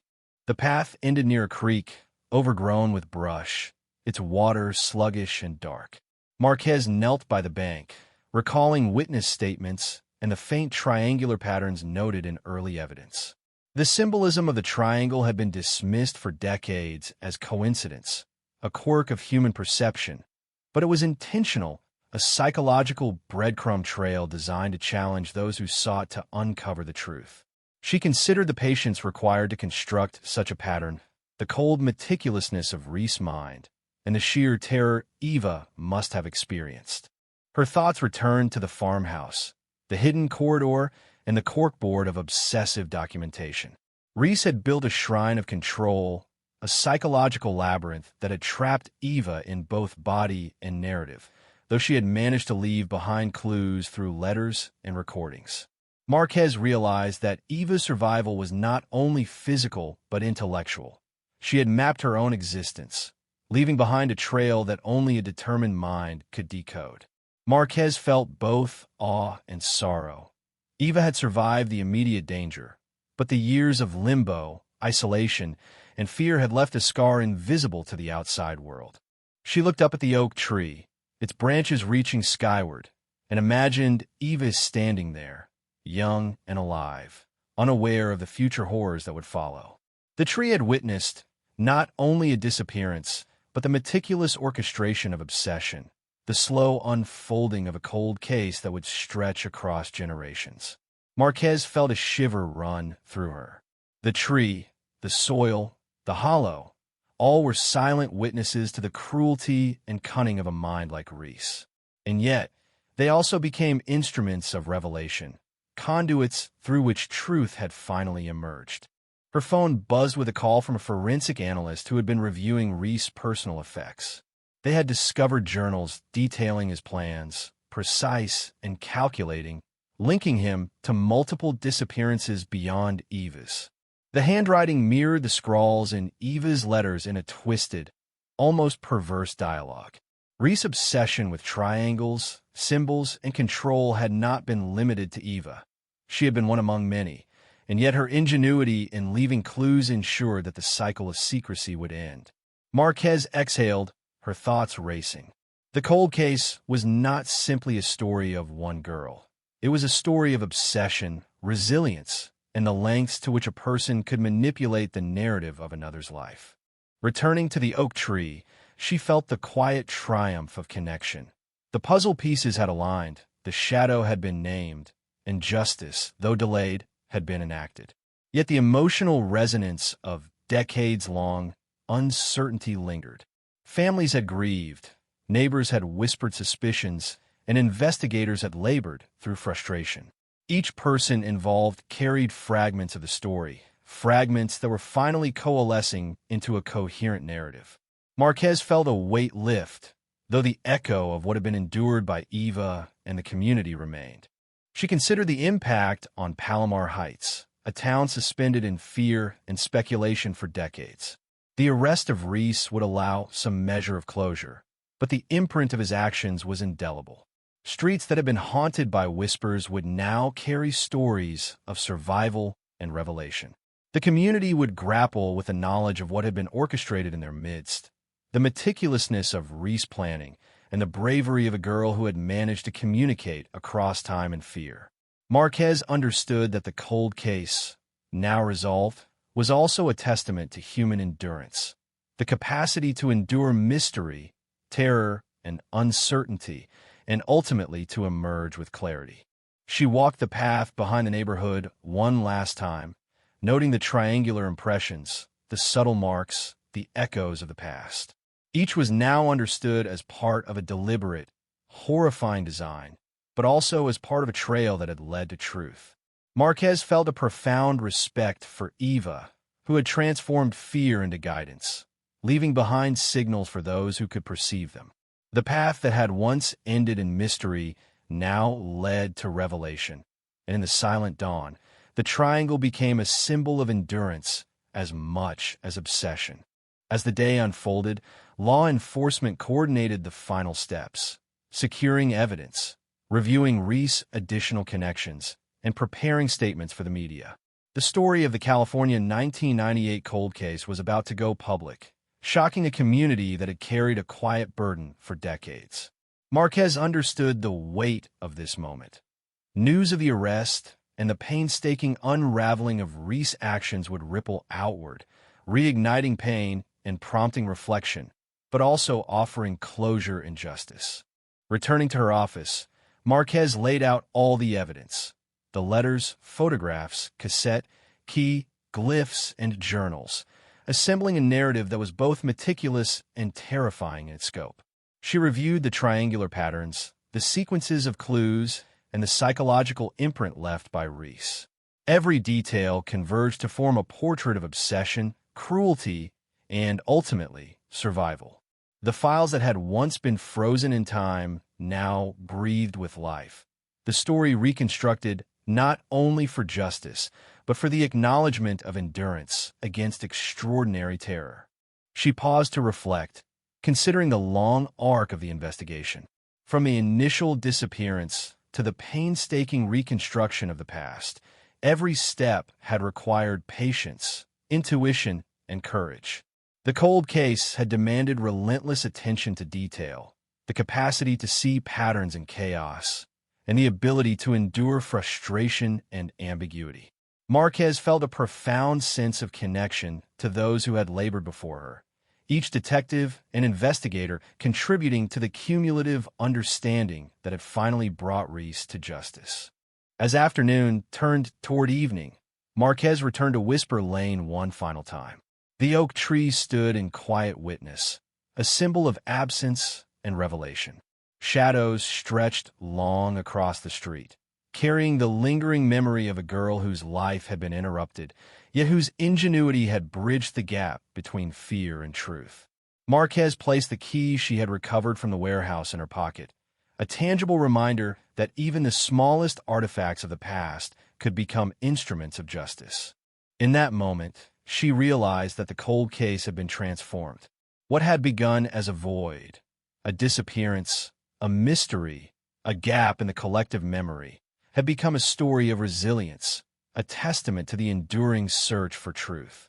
The arrest of Gideon Reese was not only the capture of a criminal, but also a symbolic reclamation of time, space, and narrative.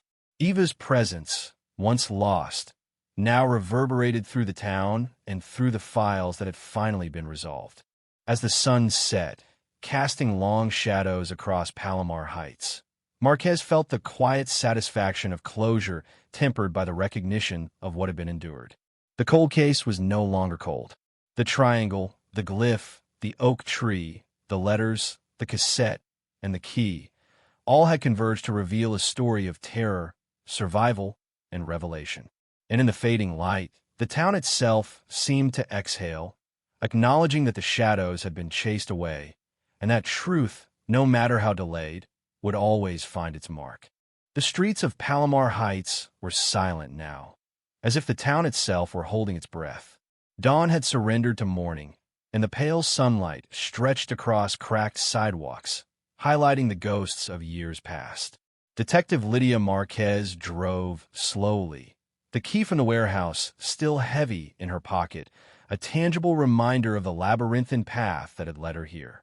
Every curve of Whisper Lane, every shadow cast by the oak tree, seemed charged with memory, as though the town itself had absorbed the terror, grief, and hope of decades. Marquez stopped by the oak, her boots crunching against leaves damp with dew. The hollow at the base, once a repository for letters, photographs, and the cassette, had been cleared, yet the space felt haunted, a silent chamber where time itself had paused. She knelt, tracing her gloved fingers over the soil, noting faint impressions that had survived decades of wind, rain, and decay.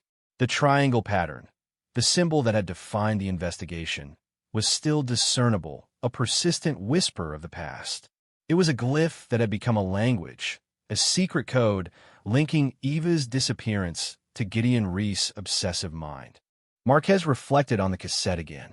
Eva's voice had been clear, fearless in its urgency, her words echoing across the years. If anyone finds this, know that I am not gone by accident. He is careful, but he leaves his mark. The triangle, it's a warning. Those words had guided Marquez through a maze of uncertainty, propelling her past every dead end, every false lead. The tape had been more than a recording. It had been Eva's presence, a beacon across the decades, a bridge connecting the terrified girl of 1998 to the detective who refused to let the case die. From the oak tree, Marquez walked the narrow trail that had led Eva to the brush behind the neighborhood, a path that had once been overlooked and dismissed as inconsequential. Every footprint, every indentation in the soil had been meticulously recorded by investigators in the early days, yet it was only now, with the accumulated knowledge of the glyph, the triangle pattern, and Reese methods, that the trail made sense. The triangle wasn't random. It had been deliberate, a psychological signature that left breadcrumbs for those perceptive enough to notice. Each step Eva had taken, each mark left behind, was a silent message to the future, a plea for understanding and survival. Marquez paused at the creek, the water dark and sluggish, reflecting the skeletal branches above. She knelt, brushing leaves aside to reveal the faint triangular impressions that had endured decades of erosion. The pattern was precise, a testament to Reese's calculated mind, yet in its precision lay the possibility of revelation.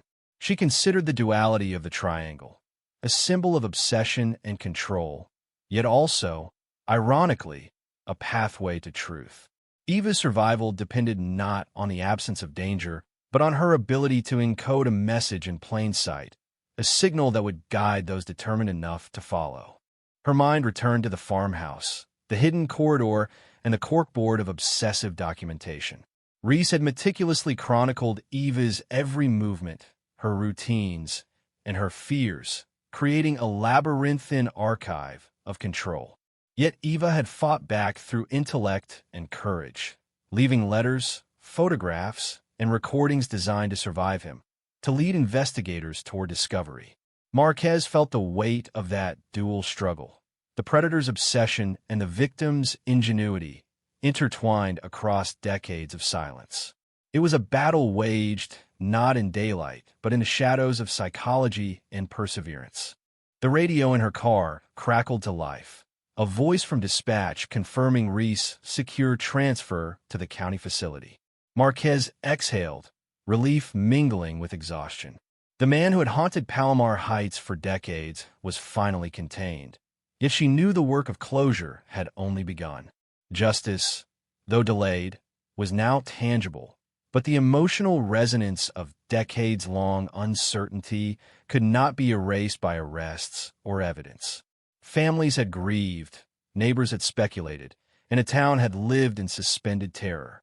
The unveiling of truth would heal some wounds, but deepen the reflection on how evil could linger undetected for so long.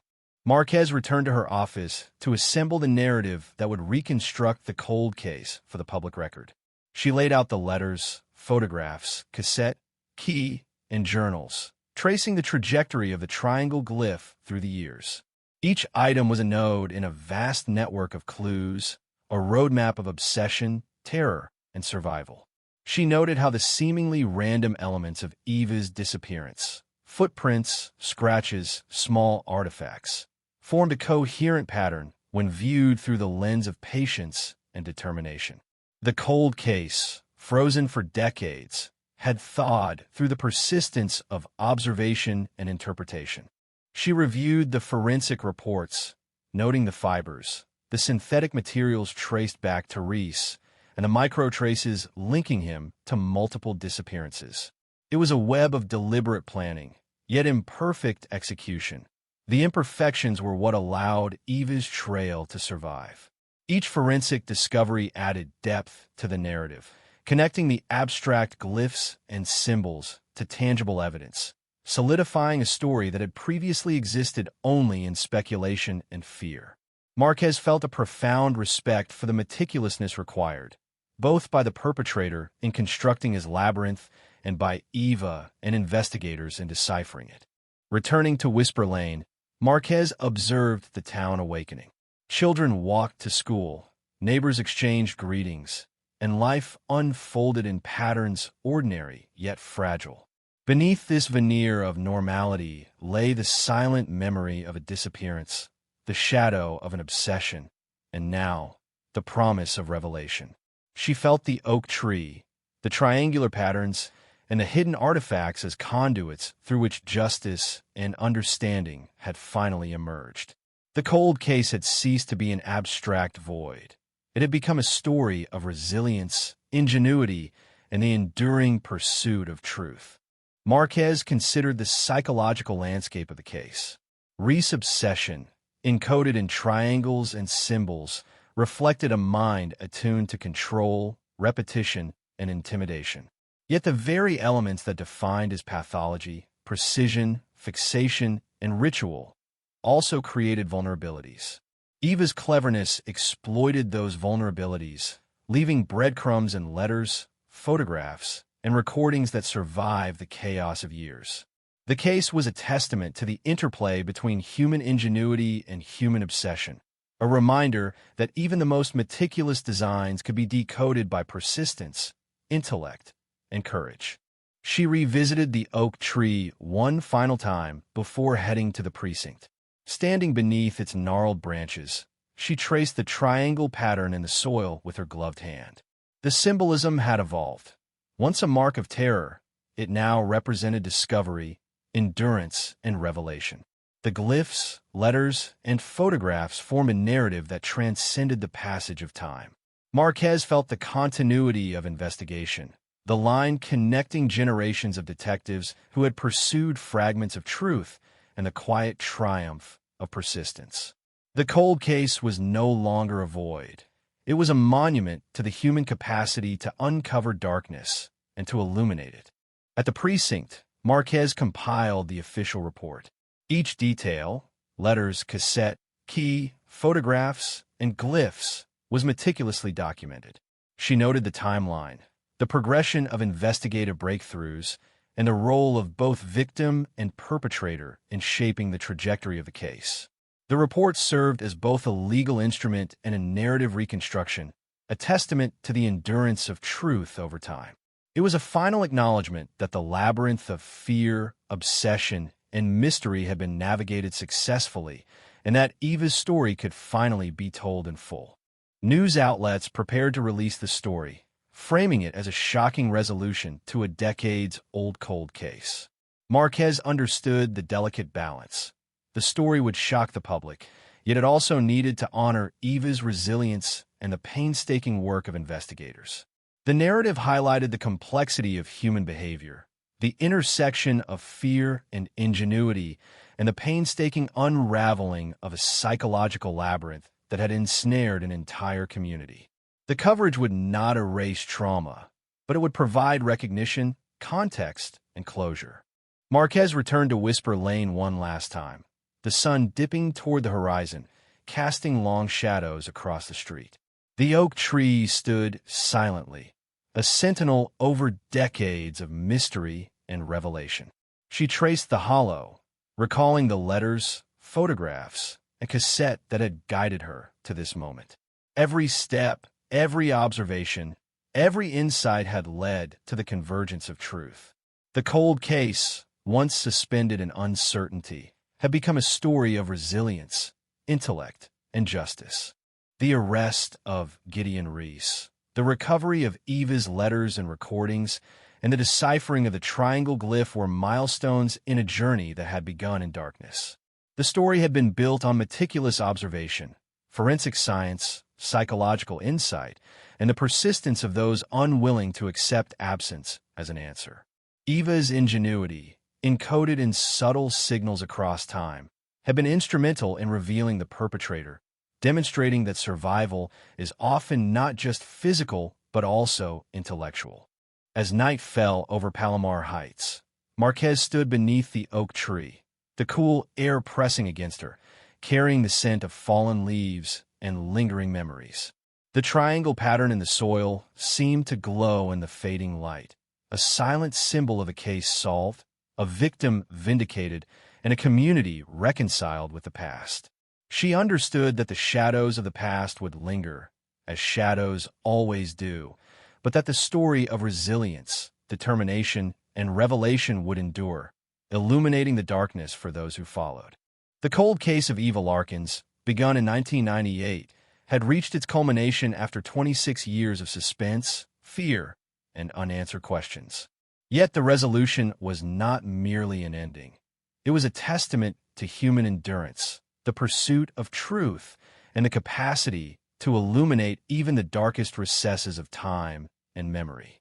Marquez exhaled, feeling the weight of decades lift, replaced by the clarity of understanding, the quiet satisfaction of justice, and the enduring presence of a girl whose courage had bridged the chasm between disappearance and discovery. The morning fog clung stubbornly to Palomar Heights, curling around street lamps and creeping along the cracked sidewalks as if reluctant to release the town from the grip of its long-forgotten fears. Detective Lydia Marquez drove slowly, her mind still spinning from the revelations of the farmhouse and the arrest of Gideon Reese. Justice had been served in the legal sense, yet the emotional landscape was far more complex. Every house, every shadowed alley, every vacant lot carried the residue of decades of speculation, whispers, and dread. The town was awake but wary, the collective memory of Evil Larkin's disappearance still etched into its consciousness. Marquez parked at the edge of Whisper Lane and stepped out, the key she had recovered from the hidden warehouse feeling heavier in her pocket than it had ever done before. It was a symbol, a token, a talisman of the painstaking journey she had walked alongside Eva's lingering presence. She approached the oak tree with a reverence born of understanding that this singular location had borne silent witness to a history of fear, obsession, and survival. The hollow at its base, where the letters and cassette had been hidden, remained empty, yet it resonated with echoes of the past, the weight of secrets that had been patiently left to guide those willing to search. Marquez knelt beside the tree, fingers brushing over the soil, tracing the remnants of triangular impressions that had endured decades of erosion, weather, and time. The glyph, once a mark of terror, now represented revelation. She thought again of Eva's voice, recorded in the cassette. "He leaves his mark the triangle, it's a warning." Those words had transcended time, guiding her through a labyrinth of uncertainty, providing clarity in moments of doubt, and ultimately bridging the gap between fear and justice.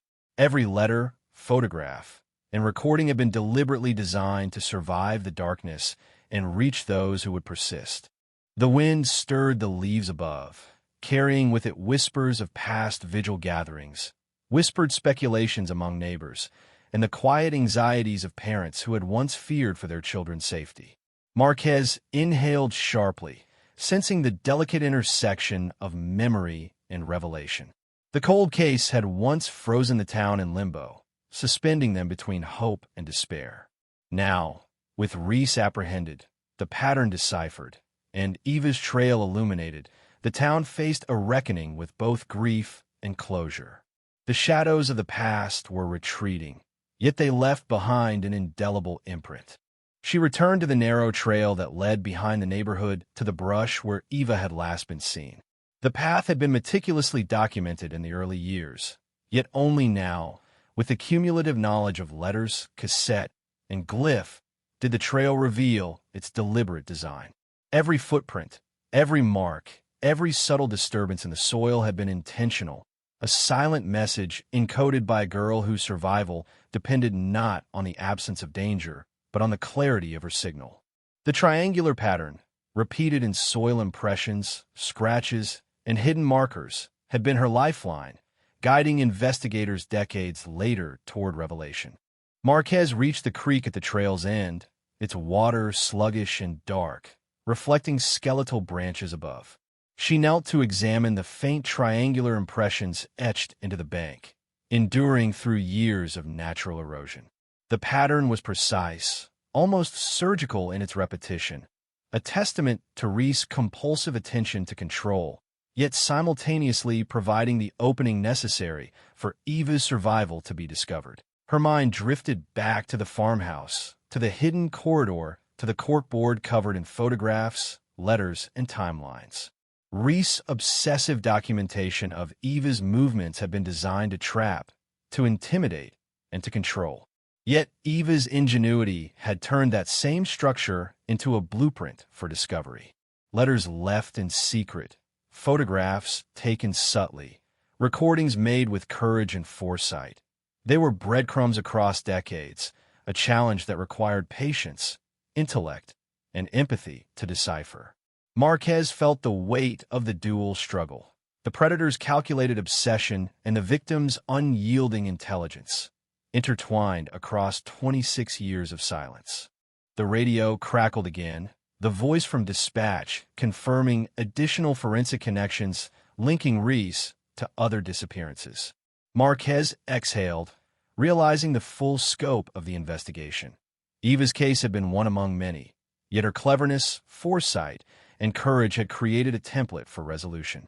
The cold case, frozen for decades, had now become a testament to human ingenuity, persistence, and moral courage. The investigation had relied not only on forensic science, but on the human ability to notice patterns, interpret signals, and endure uncertainty.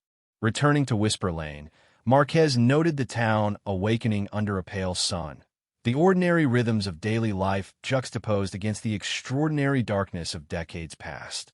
Children walked to school, neighbors exchanged cautious greetings, and the streets seemed to carry the echo of a collective memory that had only now begun to reconcile with truth. Marquez understood that the resolution of the cold case would not erase the trauma of those years, but would transform it, converting fear and speculation into knowledge, closure, and acknowledgement. She revisited the oak tree, standing beneath its gnarled branches, tracing the triangle pattern in the soil one last time. The symbolism had shifted. It was no longer merely a mark of terror, but a conduit of revelation, a reminder of the delicate interplay between fear and ingenuity, control and resilience. The glyphs, letters, photographs, and recordings had converged into a coherent story, one that honored both the persistence of investigators and the courage of a young woman who had refused to vanish quietly. Marquez felt the weight of decades lift subtly, replaced by the clarity of truth and the quiet satisfaction of understanding. In her office, Marquez laid out the accumulated evidence: letters, cassette, key, photographs, journals, and glyph documentation, assembling a narrative that could withstand scrutiny. Each item, once an isolated fragment, now fit into a coherent chronology, tracing the trajectory of fear, survival, and revelation. She meticulously connected triangular glyphs to locations, evidence, and behavioral patterns, creating a blueprint that illuminated the methods of Reese and the courage of Eva. The cold case had been reconstructed, transformed from a void into a story of endurance, intelligence, and justice. She paused to consider the psychological dimensions of the case. Reese's fixation on triangles, his obsessive documentation, and his compulsion to control every detail had been simultaneously his strength and his weakness. The very precision and repetition that defined his pathology had allowed Eva to encode signals, survive, and ultimately guide investigators toward truth. The cold case had become a study in the duality of obsession and resilience, demonstrating that even the most meticulous designs could be deconstructed by patience, intellect, and courage.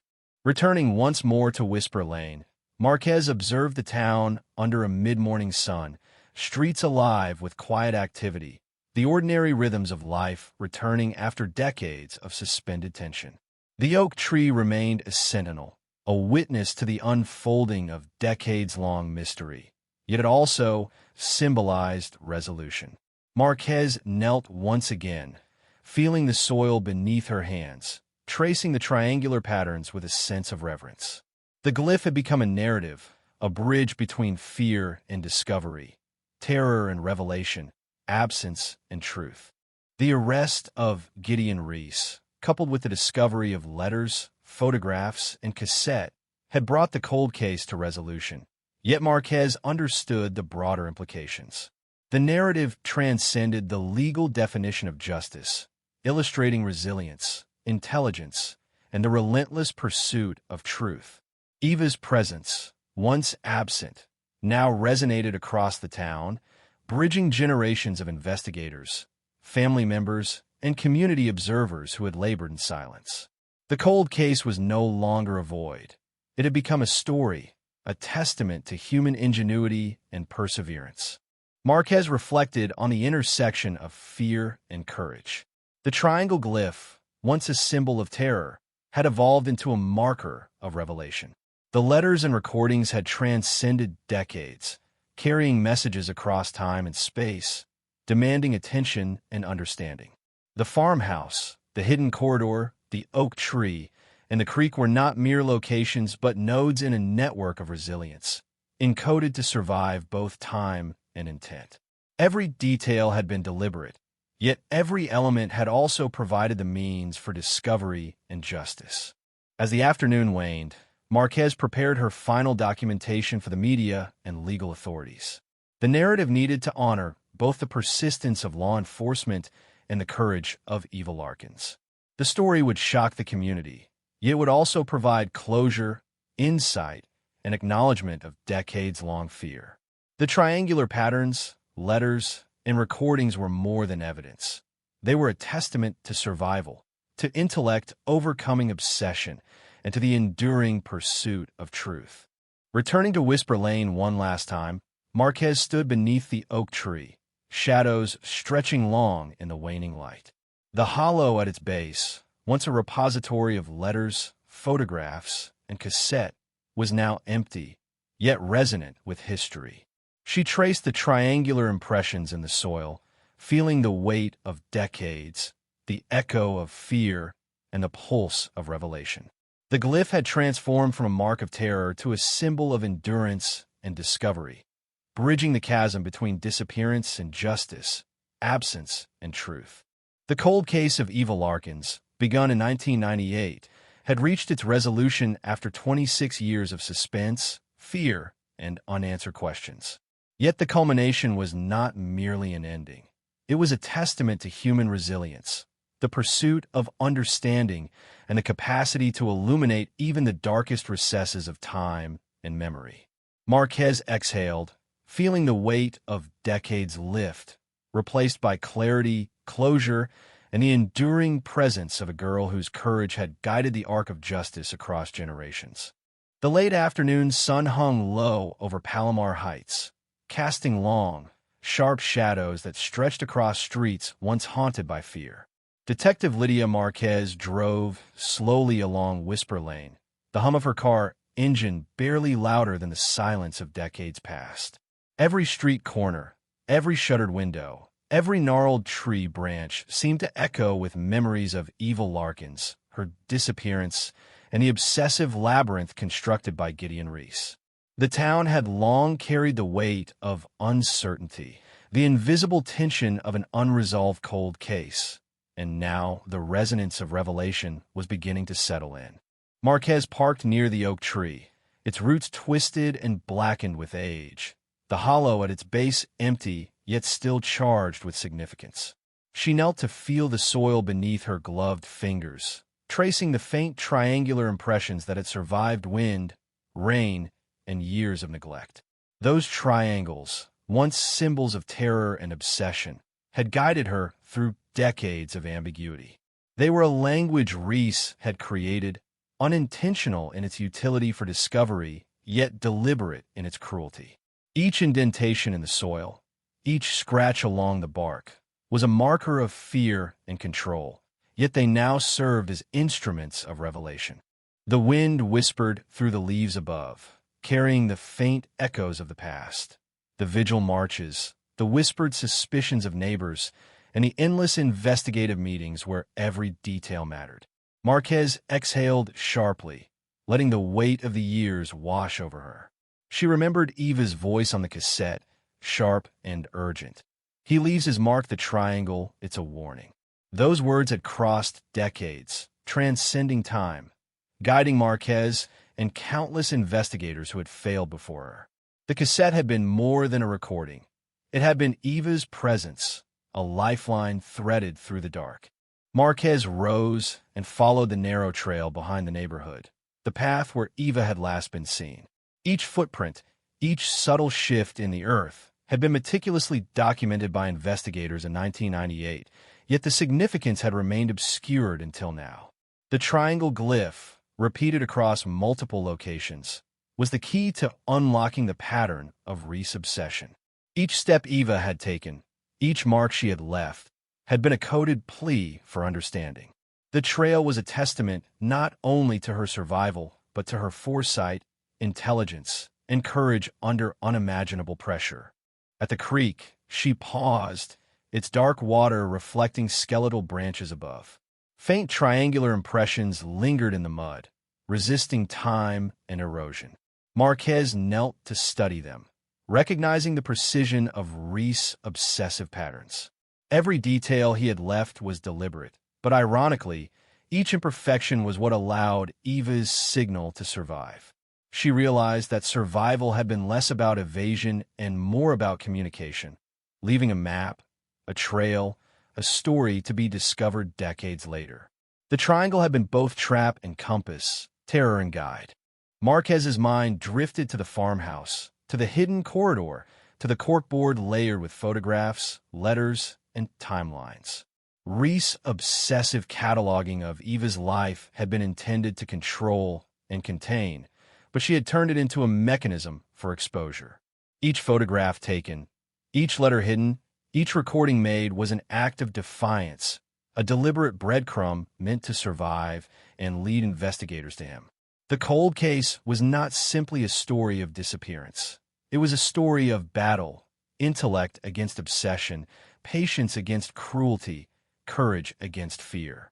The radio in her car crackled with updates from dispatch, reporting further forensic links tying Reese to other disappearances in neighboring counties. Marquez exhaled slowly, absorbing the gravity of what she was uncovering. Eva's story was only one thread in a broader tapestry of obsession, yet her ability to leave a trail ensured that this thread could be followed, unraveling the wider network. The cold case, long suspended in frustration and fear, had become a testament to human ingenuity and perseverance, a demonstration that even in the shadow of evil, clarity and justice could be achieved. Returning to the oak tree, Marquez surveyed the town awakening under the late afternoon sun. Children walked home from school. Neighbors exchanged cautious greetings, the mundane rhythms of life juxtaposed against the extraordinary history embedded in each street, tree, and house. Palomar Heights had lived with the invisible weight of Eva's disappearance for decades, and now it faced the reckoning of revelation. Marquez understood that truth would both shock and heal, bringing closure while forcing the community to confront the depth of one man's obsession. She knelt again, tracing the triangle in the soil, feeling the narrative etched into the earth. The glyph had evolved from a mark of terror into a symbol of endurance and discovery. The letters, cassette, and photographs had been instruments of survival, transmitting Eva's presence across time. Every element she studied connected to the broader story: the predator's obsessive patterns, the victim's ingenuity, and the investigator's persistence. Marquez felt the delicate interplay of these forces, the invisible thread that had guided her across decades of uncertainty to the final confrontation with truth. In her office, she laid out the accumulated evidence once more, meticulously documenting each link, each clue, each connection between the triangular glyphs, letters, photographs, and cassette. The story reconstructed itself as she worked, a coherent narrative emerging from fragments of obsession and ingenuity.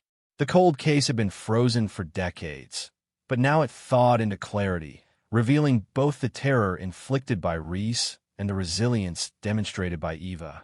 Every detail had significance. Every imperfection in the perpetrator's planning had been exploited. Every coded message had been decoded. Marquez paused to reflect on the psychological landscape. Reese's obsession had been methodical, precise, and deeply compulsive. Yet those same qualities, his fixation on control, repetition, and ritual, created the opening Eva had needed to leave clues, survive, and ultimately lead investigators to justice.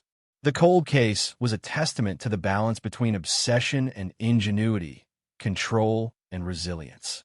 Each triangle, each symbol, each note and recording revealed a dialogue across time between predator and prey, fear and survival, darkness and revelation. As evening approached, Marquez walked Whisper Lane once more, observing the town in the fading light. Windows glowed softly, shadows lengthened across the streets, and the ordinary rhythms of life persisted, fragile yet persistent. The oak tree, gnarled and ancient, remained a silent witness, a sentinel over decades of fear, speculation, and revelation. Marquez felt the weight of history, the imprint of absence, and the subtle pulse of endurance. The cold case had been resolved in the legal sense, yet its emotional resonance would linger, shaping the collective memory of the town and those who had sought truth. The arrest of Gideon Reese, coupled with the discovery of letters, photographs, and cassette, had completed the arc of the investigation, yet Marquez understood the broader implications. This was more than a resolved crime. It was a story of resilience, intelligence, and the human capacity to endure uncertainty. Eva's signals, left with foresight and courage, had illuminated the path to truth, bridging decades of silence. The triangle glyph, once a mark of terror, now symbolized revelation, endurance, and the persistence of human ingenuity. Marquez reflected on the lessons embedded in the cold case. Patterns, attention to detail, and persistence had been the keys to resolving decades of mystery. The psychological interplay between predator and victim had been complex, yet ultimately the victim's foresight had created the possibility for justice. The case demonstrated that even the most meticulously constructed labyrinths of fear could be navigated, decoded, and illuminated through patience, intellect, and moral courage. Returning to Whisper Lane one last time before nightfall, Marquez stood beneath the oak tree, shadows stretching long and deep. She traced the hollow with her fingers, recalling the letters, photographs, and cassette that had guided her journey. Every step taken, every clue followed, every pattern decoded had led to this moment. The cold case was no longer frozen. It was alive in its resolution, a story of endurance, discovery, and the relentless pursuit of truth. The town itself seemed to exhale, the shadows of decades retreating before the illumination of revelation. The culmination of the California 1998 cold case was not merely the arrest of Gideon Reese. It was the validation of persistence, intelligence, and courage across time. Eva Larkin's ingenuity had transformed fear into guidance, her survival into a beacon for those determined to uncover truth. The triangular glyphs, letters, cassette, and photographs had coalesced into a narrative that transcended decades, illuminating both the darkness of obsession and the light of human resilience. As night settled over Palomar Heights, Marquez remained beneath the oak tree, feeling the weight of decades lift subtly, replaced by clarity, closure, and the quiet presence of Eva's enduring spirit. The cold case had been solved, yet its lessons resonated far beyond the confines of law enforcement and community memory. It was a story of human ingenuity confronting cruelty, of intellect challenging obsession, and of the persistence of truth against the erosion of time. Night had fully claimed Palomar Heights, blanketing the streets in darkness, broken only by the occasional flicker of a street lamp struggling against the shadows. Detective Lydia Marquez walked slowly along Whisper Lane, her footsteps echoing faintly against the quiet pavement. Every corner, every shuttered house, every gnarled tree seemed alive with memory, as though the town itself remembered the fear that had gripped it for decades. 26 years of mystery, anxiety, and speculation had led to this moment, yet the weight of revelation pressed as heavily as ever. Marquez paused beneath the oak tree, its twisted roots and rough bark illuminated by the dim glow of the street lamp. The hollow at its base remained empty, yet it resonated with the echoes of the past. Letters, cassette recordings, photographs. Each item had once occupied this sacred space, a secret repository created by evil Larkins to communicate across time. The triangular glyphs etched into soil and bark, initially a mark of terror left by Gideon Reese, now guided her understanding. The glyphs, once symbols of obsession and control, had become a language of survival, a beacon through decades of darkness. The night air was thick with memory. Marquez could almost hear the whispers of neighbors speculating over the years, the anxious murmur of parents fearing for their children, the unrelenting tension that had pervaded every corner of the town. And then there was Eva's voice, the clear, determined voice captured on the cassette. If anyone finds this, know that I am not gone by accident. He is careful, but he leaves his mark. The triangle, it's a warning. Those words had transcended time, carried across decades to guide investigators who refused to let her story end in silence. Marquez followed the narrow trail behind the neighborhood, tracing the path where Eva had last been seen.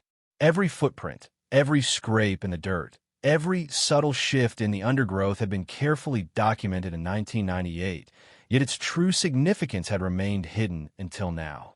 The triangle glyphs repeated throughout the landscape had been the key to decoding Reese's obsessive mind. Every step Eva had taken, every mark she had left, had been intentional, a silent plea for understanding, a roadmap for those patient enough to follow. The creek at the trail's end shimmered faintly under the dim moonlight. Marquez knelt beside it, examining the triangular impressions etched in the mud and moss, remnants that had resisted decades of weathering. The precision of the glyphs reflected Reese's compulsive nature, yet those same precise marks created openings that allowed Eva's coded signals to survive. The interplay of control and vulnerability, obsession and ingenuity became apparent. The triangles were more than a signature.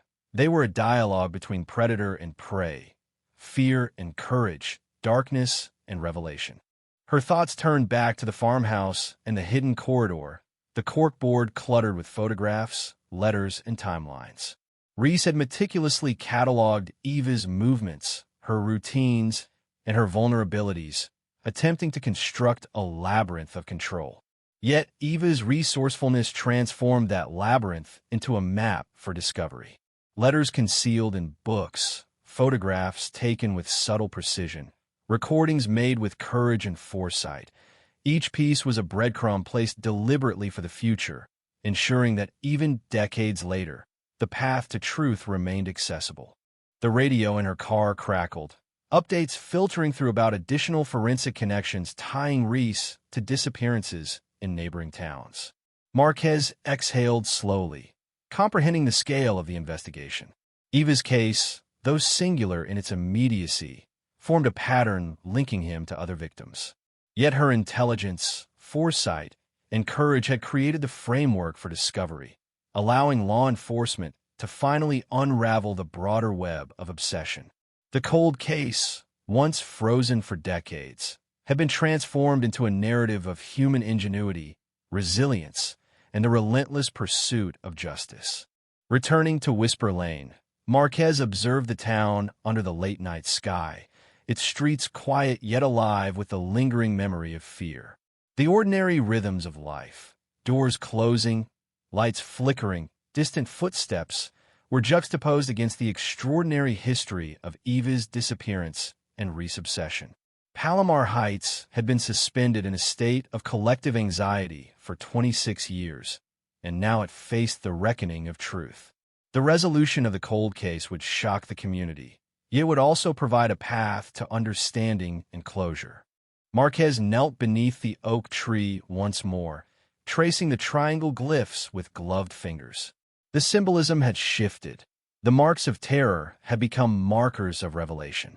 Letters, photographs, and recordings had survived to tell a story, transmitting across decades a narrative of courage, intelligence, and endurance. Every detail connected to the next, forming a coherent web that illuminated Reese's obsessive methods and Eva's clever countermeasures. Marquez felt the invisible thread linking victim, predator, and investigator, a thread stretched across decades of fear and patience, now taut with revelation. In her office, she laid out all evidence once again: letters, cassette, key, photographs, journals, and glyph documentation. The story reconstructed itself as she worked, a tapestry emerging from the chaos of decades. The cold case, long dormant, had now been brought into clarity. It revealed not only the terror inflicted by Reese, but the brilliance and courage of Eva. Each imperfection in Reese's meticulous planning had become an opportunity for survival, each coded signal a beacon for justice. The narrative transcended time, weaving together decades of fear, observation, and persistence. Marquez considered the psychological complexity of the case. Reese's obsession was methodical, ritualistic, and precise, yet those traits had become his undoing. The very patterns he left behind, triangles, marks, routines, had enabled Eva to encode a trail of survival. The cold case demonstrated the balance between obsession and ingenuity, between control and resilience. Each triangle, each recording, each letter reflected a dialogue across time, a confrontation between fear and courage, evil and intelligence. As the night deepened, Marquez walked the streets of Palomar Heights, observing the ordinary flow of life under dim lamplight. Windows glowed faintly. The rustle of leaves punctuated the silence, and shadows stretched long across quiet streets. The oak tree, ancient and gnarled, stood as a silent witness to decades of terror and revelation. Marquez felt the weight of history in her bones, the imprint of absence and endurance, and the pulse of revelation threading through the town. The cold case had been resolved legally, but its emotional resonance lingered, shaping the collective memory of the town and the narrative of those who had sought the truth. The culmination of the California 1998 cold case was more than the arrest of Gideon Reese. It was a demonstration of persistence, intelligence, and courage across generations. Eva Larkin's foresight had transformed fear into guidance, survival into a beacon for those determined to uncover the truth. Triangular glyphs, letters, photographs, and recordings coalesced into a narrative that transcended decades, illuminating the darkness of obsession and the brilliance of human resilience. Marquez reflected on the enduring lessons of the case. Attention to detail, pattern recognition, and persistence had been essential to uncovering the truth. The psychological interplay between predator and victim was intricate, yet ultimately Eva's foresight had created the possibility for justice. The story demonstrated that even the most meticulously constructed labyrinths of fear could be navigated, decoded, and illuminated through patience, intellect, and courage. Returning to Whisper Lane for one final observation, Marquez stood beneath the oak tree as the moonlight bathed the street in pale silver. Shadows stretched across the ground, long and jagged, and the hollow at the base of the tree felt like a portal to the past. She traced the triangular impressions in the soil, recalling every letter, photograph, and recording that had guided her journey. Every observation, every deduction, every subtle clue had led to this resolution.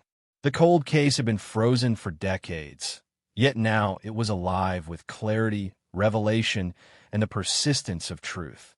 The night wind carried faint echoes of the past, the whispers of neighbors speculating for years, the anxious prayers of parents, the silent vigil of those who refused to accept uncertainty. And beneath it all, the persistent presence of Eva Larkins herself, whose courage and foresight had ensured the survival of her story across decades. The cold case had been solved, but it had also become a monument to resilience, intelligence, and the human capacity to endure and illuminate the darkest corners of memory and time. Detective Marquez exhaled, feeling the weight of decades lift.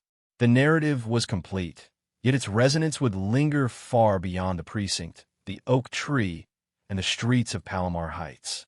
It was a story of ingenuity confronting obsession, intellect triumphing over control, and human persistence confronting darkness. The cold case was no longer a void. It was a testament, a story etched into memory, soil, and history. The first pale light of dawn began to spill over Palomar Heights, softening the jagged shadows that had dominated the streets all night.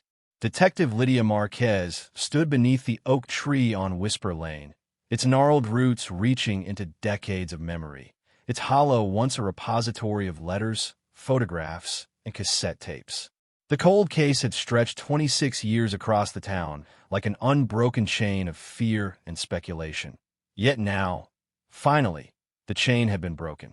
And yet, as she stood in the quiet prelude to morning, Marquez felt the full weight of the story pressing against her chest, pressing not with the relief of conclusion, but with the gravity of every life touched, every moment lost, and every truth revealed too late for some. The triangular glyphs etched into soil, bark, and hidden objects were not just patterns. They were a dialogue between predator and prey, between fear and courage, between obsession and foresight. Gideon Reese had meticulously controlled and cataloged every detail of Eva Larkin's life, leaving behind a pattern meant to intimidate, to terrorize, to dominate.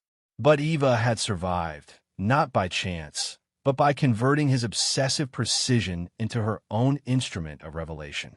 Every letter, every photograph, every faint recording had been designed to withstand time, to survive scrutiny, to guide investigators across decades of silence. And now, Finally, that guidance had borne fruit. Marquez traced the triangular impressions at the base of the oak with gloved fingers, noting their sharp edges, subtle distortions, and consistent orientation. The glyphs were precise, yet imperfect, a signature of Reese's compulsive habits.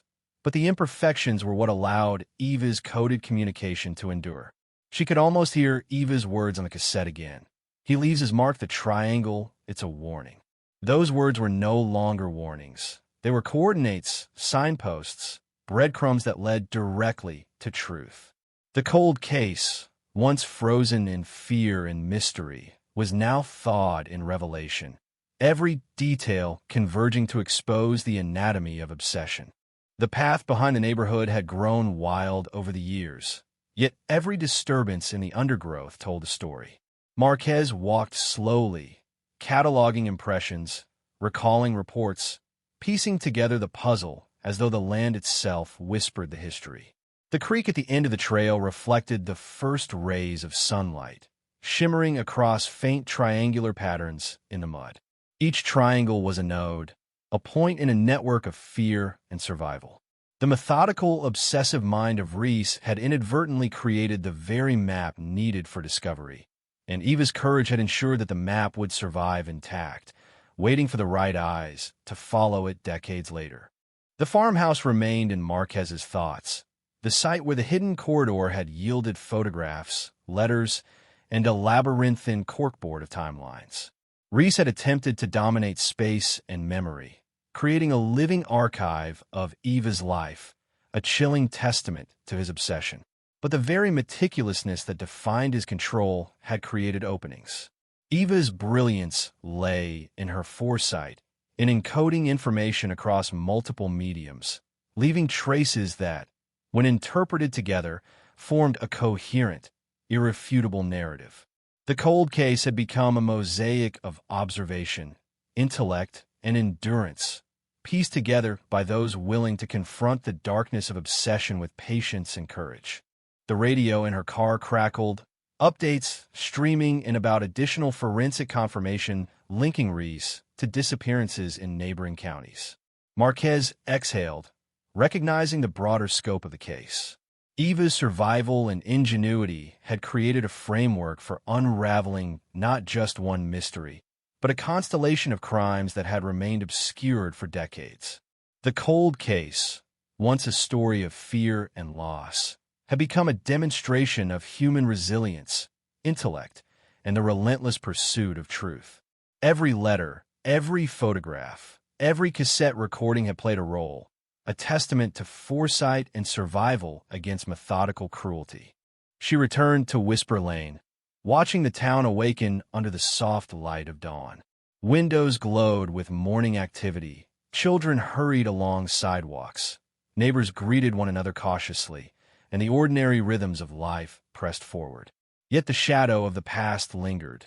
26 years of uncertainty, suspicion, and fear had left an indelible imprint. Marquez understood that closure would not erase trauma, but would transform it, allowing the town to reconcile with both the absence of certainty and the presence of justice. The cold case had frozen time, and now it had thawed, leaving behind a narrative that demanded recognition, reflection, and acknowledgement. Beneath the oak tree, Marquez traced the triangle glyphs one final time, feeling the history embedded in soil and bark. The symbols, once marks of terror, had become markers of revelation.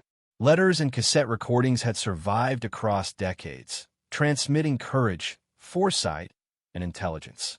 Each element connected to the next, creating a network of truth that cut through Reese's obsession. The cold case was not just a story of crime. It was a story of intellect confronting cruelty, of foresight defeating control, and of persistence triumphing over time. In her office, Marquez laid out all evidence once again, meticulously reconstructing the chronology. Every letter, photograph, recording, and glyph was a thread, and together they wove a coherent narrative, a tapestry of fear, intelligence, and revelation. The cold case, once dormant, now shone with clarity. It revealed the extent of Reese's obsession, the brilliance of Eva's survival, and the patient persistence of law enforcement. The story transcended decades, demonstrating that even the most meticulous and obsessive plans could be unraveled through intellect, courage, and endurance. She reflected on the psychological dimensions of the case. Reese's compulsive, ritualistic behaviors had been both his strength and his undoing. The patterns he left behind were precise, predictable, and yet, paradoxically, they became a blueprint for discovery. Eva's foresight transformed the symbols of control into instruments of liberation. The cold case illustrated the duality of human behavior: obsession and ingenuity, control and resilience, fear and courage. Every triangle, every recording, every hidden note was a dialogue across time, a confrontation between darkness and light, evil and intelligence. As morning deepened, Marquez walked through the quiet streets of Palomar Heights, observing the ordinary flow of life beneath the rising sun. Shadows receded as the town stirred to activity. The oak tree, ancient and silent, stood sentinel over decades of terror and revelation. Marquez felt the weight of history, the resonance of absence, and the pulse of insight threading through the town. The cold case had been legally resolved, yet its impact would ripple through memory, shaping the collective narrative of a community that had lived under the specter of uncertainty for over a quarter-century. The culmination of the California 1998 cold case was more than the apprehension of Gideon Reese. It was an affirmation of persistence, intellect, and courage across decades. Eva Larkin's foresight had transformed terror into guidance, survival into revelation. Triangles, letters, photographs, and recordings coalesced into a story that transcended time, illuminating the darkest aspects of obsession and the brilliance of human resilience. The cold case became a monument to ingenuity, endurance, and the unyielding pursuit of truth. Marquez reflected on the lessons the case left behind. Attention to detail, the ability to recognize patterns, and patient persistence were critical in uncovering the truth. The interplay of predator and victim psychology was complex, yet Eva's foresight had created the possibility for justice. The case demonstrated that even meticulously designed webs of fear could be navigated, decoded, and illuminated through intellect, courage, and moral resolve. Returning to Whisper Lane one final time, Marquez stood beneath the oak tree as the sun climbed higher, spilling golden light across the streets. The hollow at its base, once filled with letters, photographs, and cassette tapes, remained empty, yet resonant with history. She traced the triangular impressions in the soil, recalling the careful orchestration of clues, the patient detective work, and Eva's courageous foresight. Every step, every clue, every deduction had led to this resolution. The cold case had been frozen for decades, yet now it pulsed with clarity, revelation, and truth. The wind carried whispers from the past, the speculations of neighbors, the anxious prayers of families, the silent vigil of those who refused to accept uncertainty. Beneath it all lingered the persistent presence of Eva Larkins, whose courage ensured her story would endure. The cold case was resolved, yet it was more than closure. It was a testament to human ingenuity, intellect, and resilience, an affirmation that truth can outlast obsession, and that time cannot obscure courage. Detective Marquez exhaled, feeling the weight of 26 years lift slightly, replaced by clarity and quiet reverence. The narrative was complete, yet its resonance would echo far beyond the precinct, the oak tree, and the streets of Palomar Heights. This story of survival, intellect, and courage confronting darkness was now immortalized, etched into memory, soil, and history. The cold case was no longer a void. It was a narrative, a monument, and a beacon for all who seek truth against impossible odds.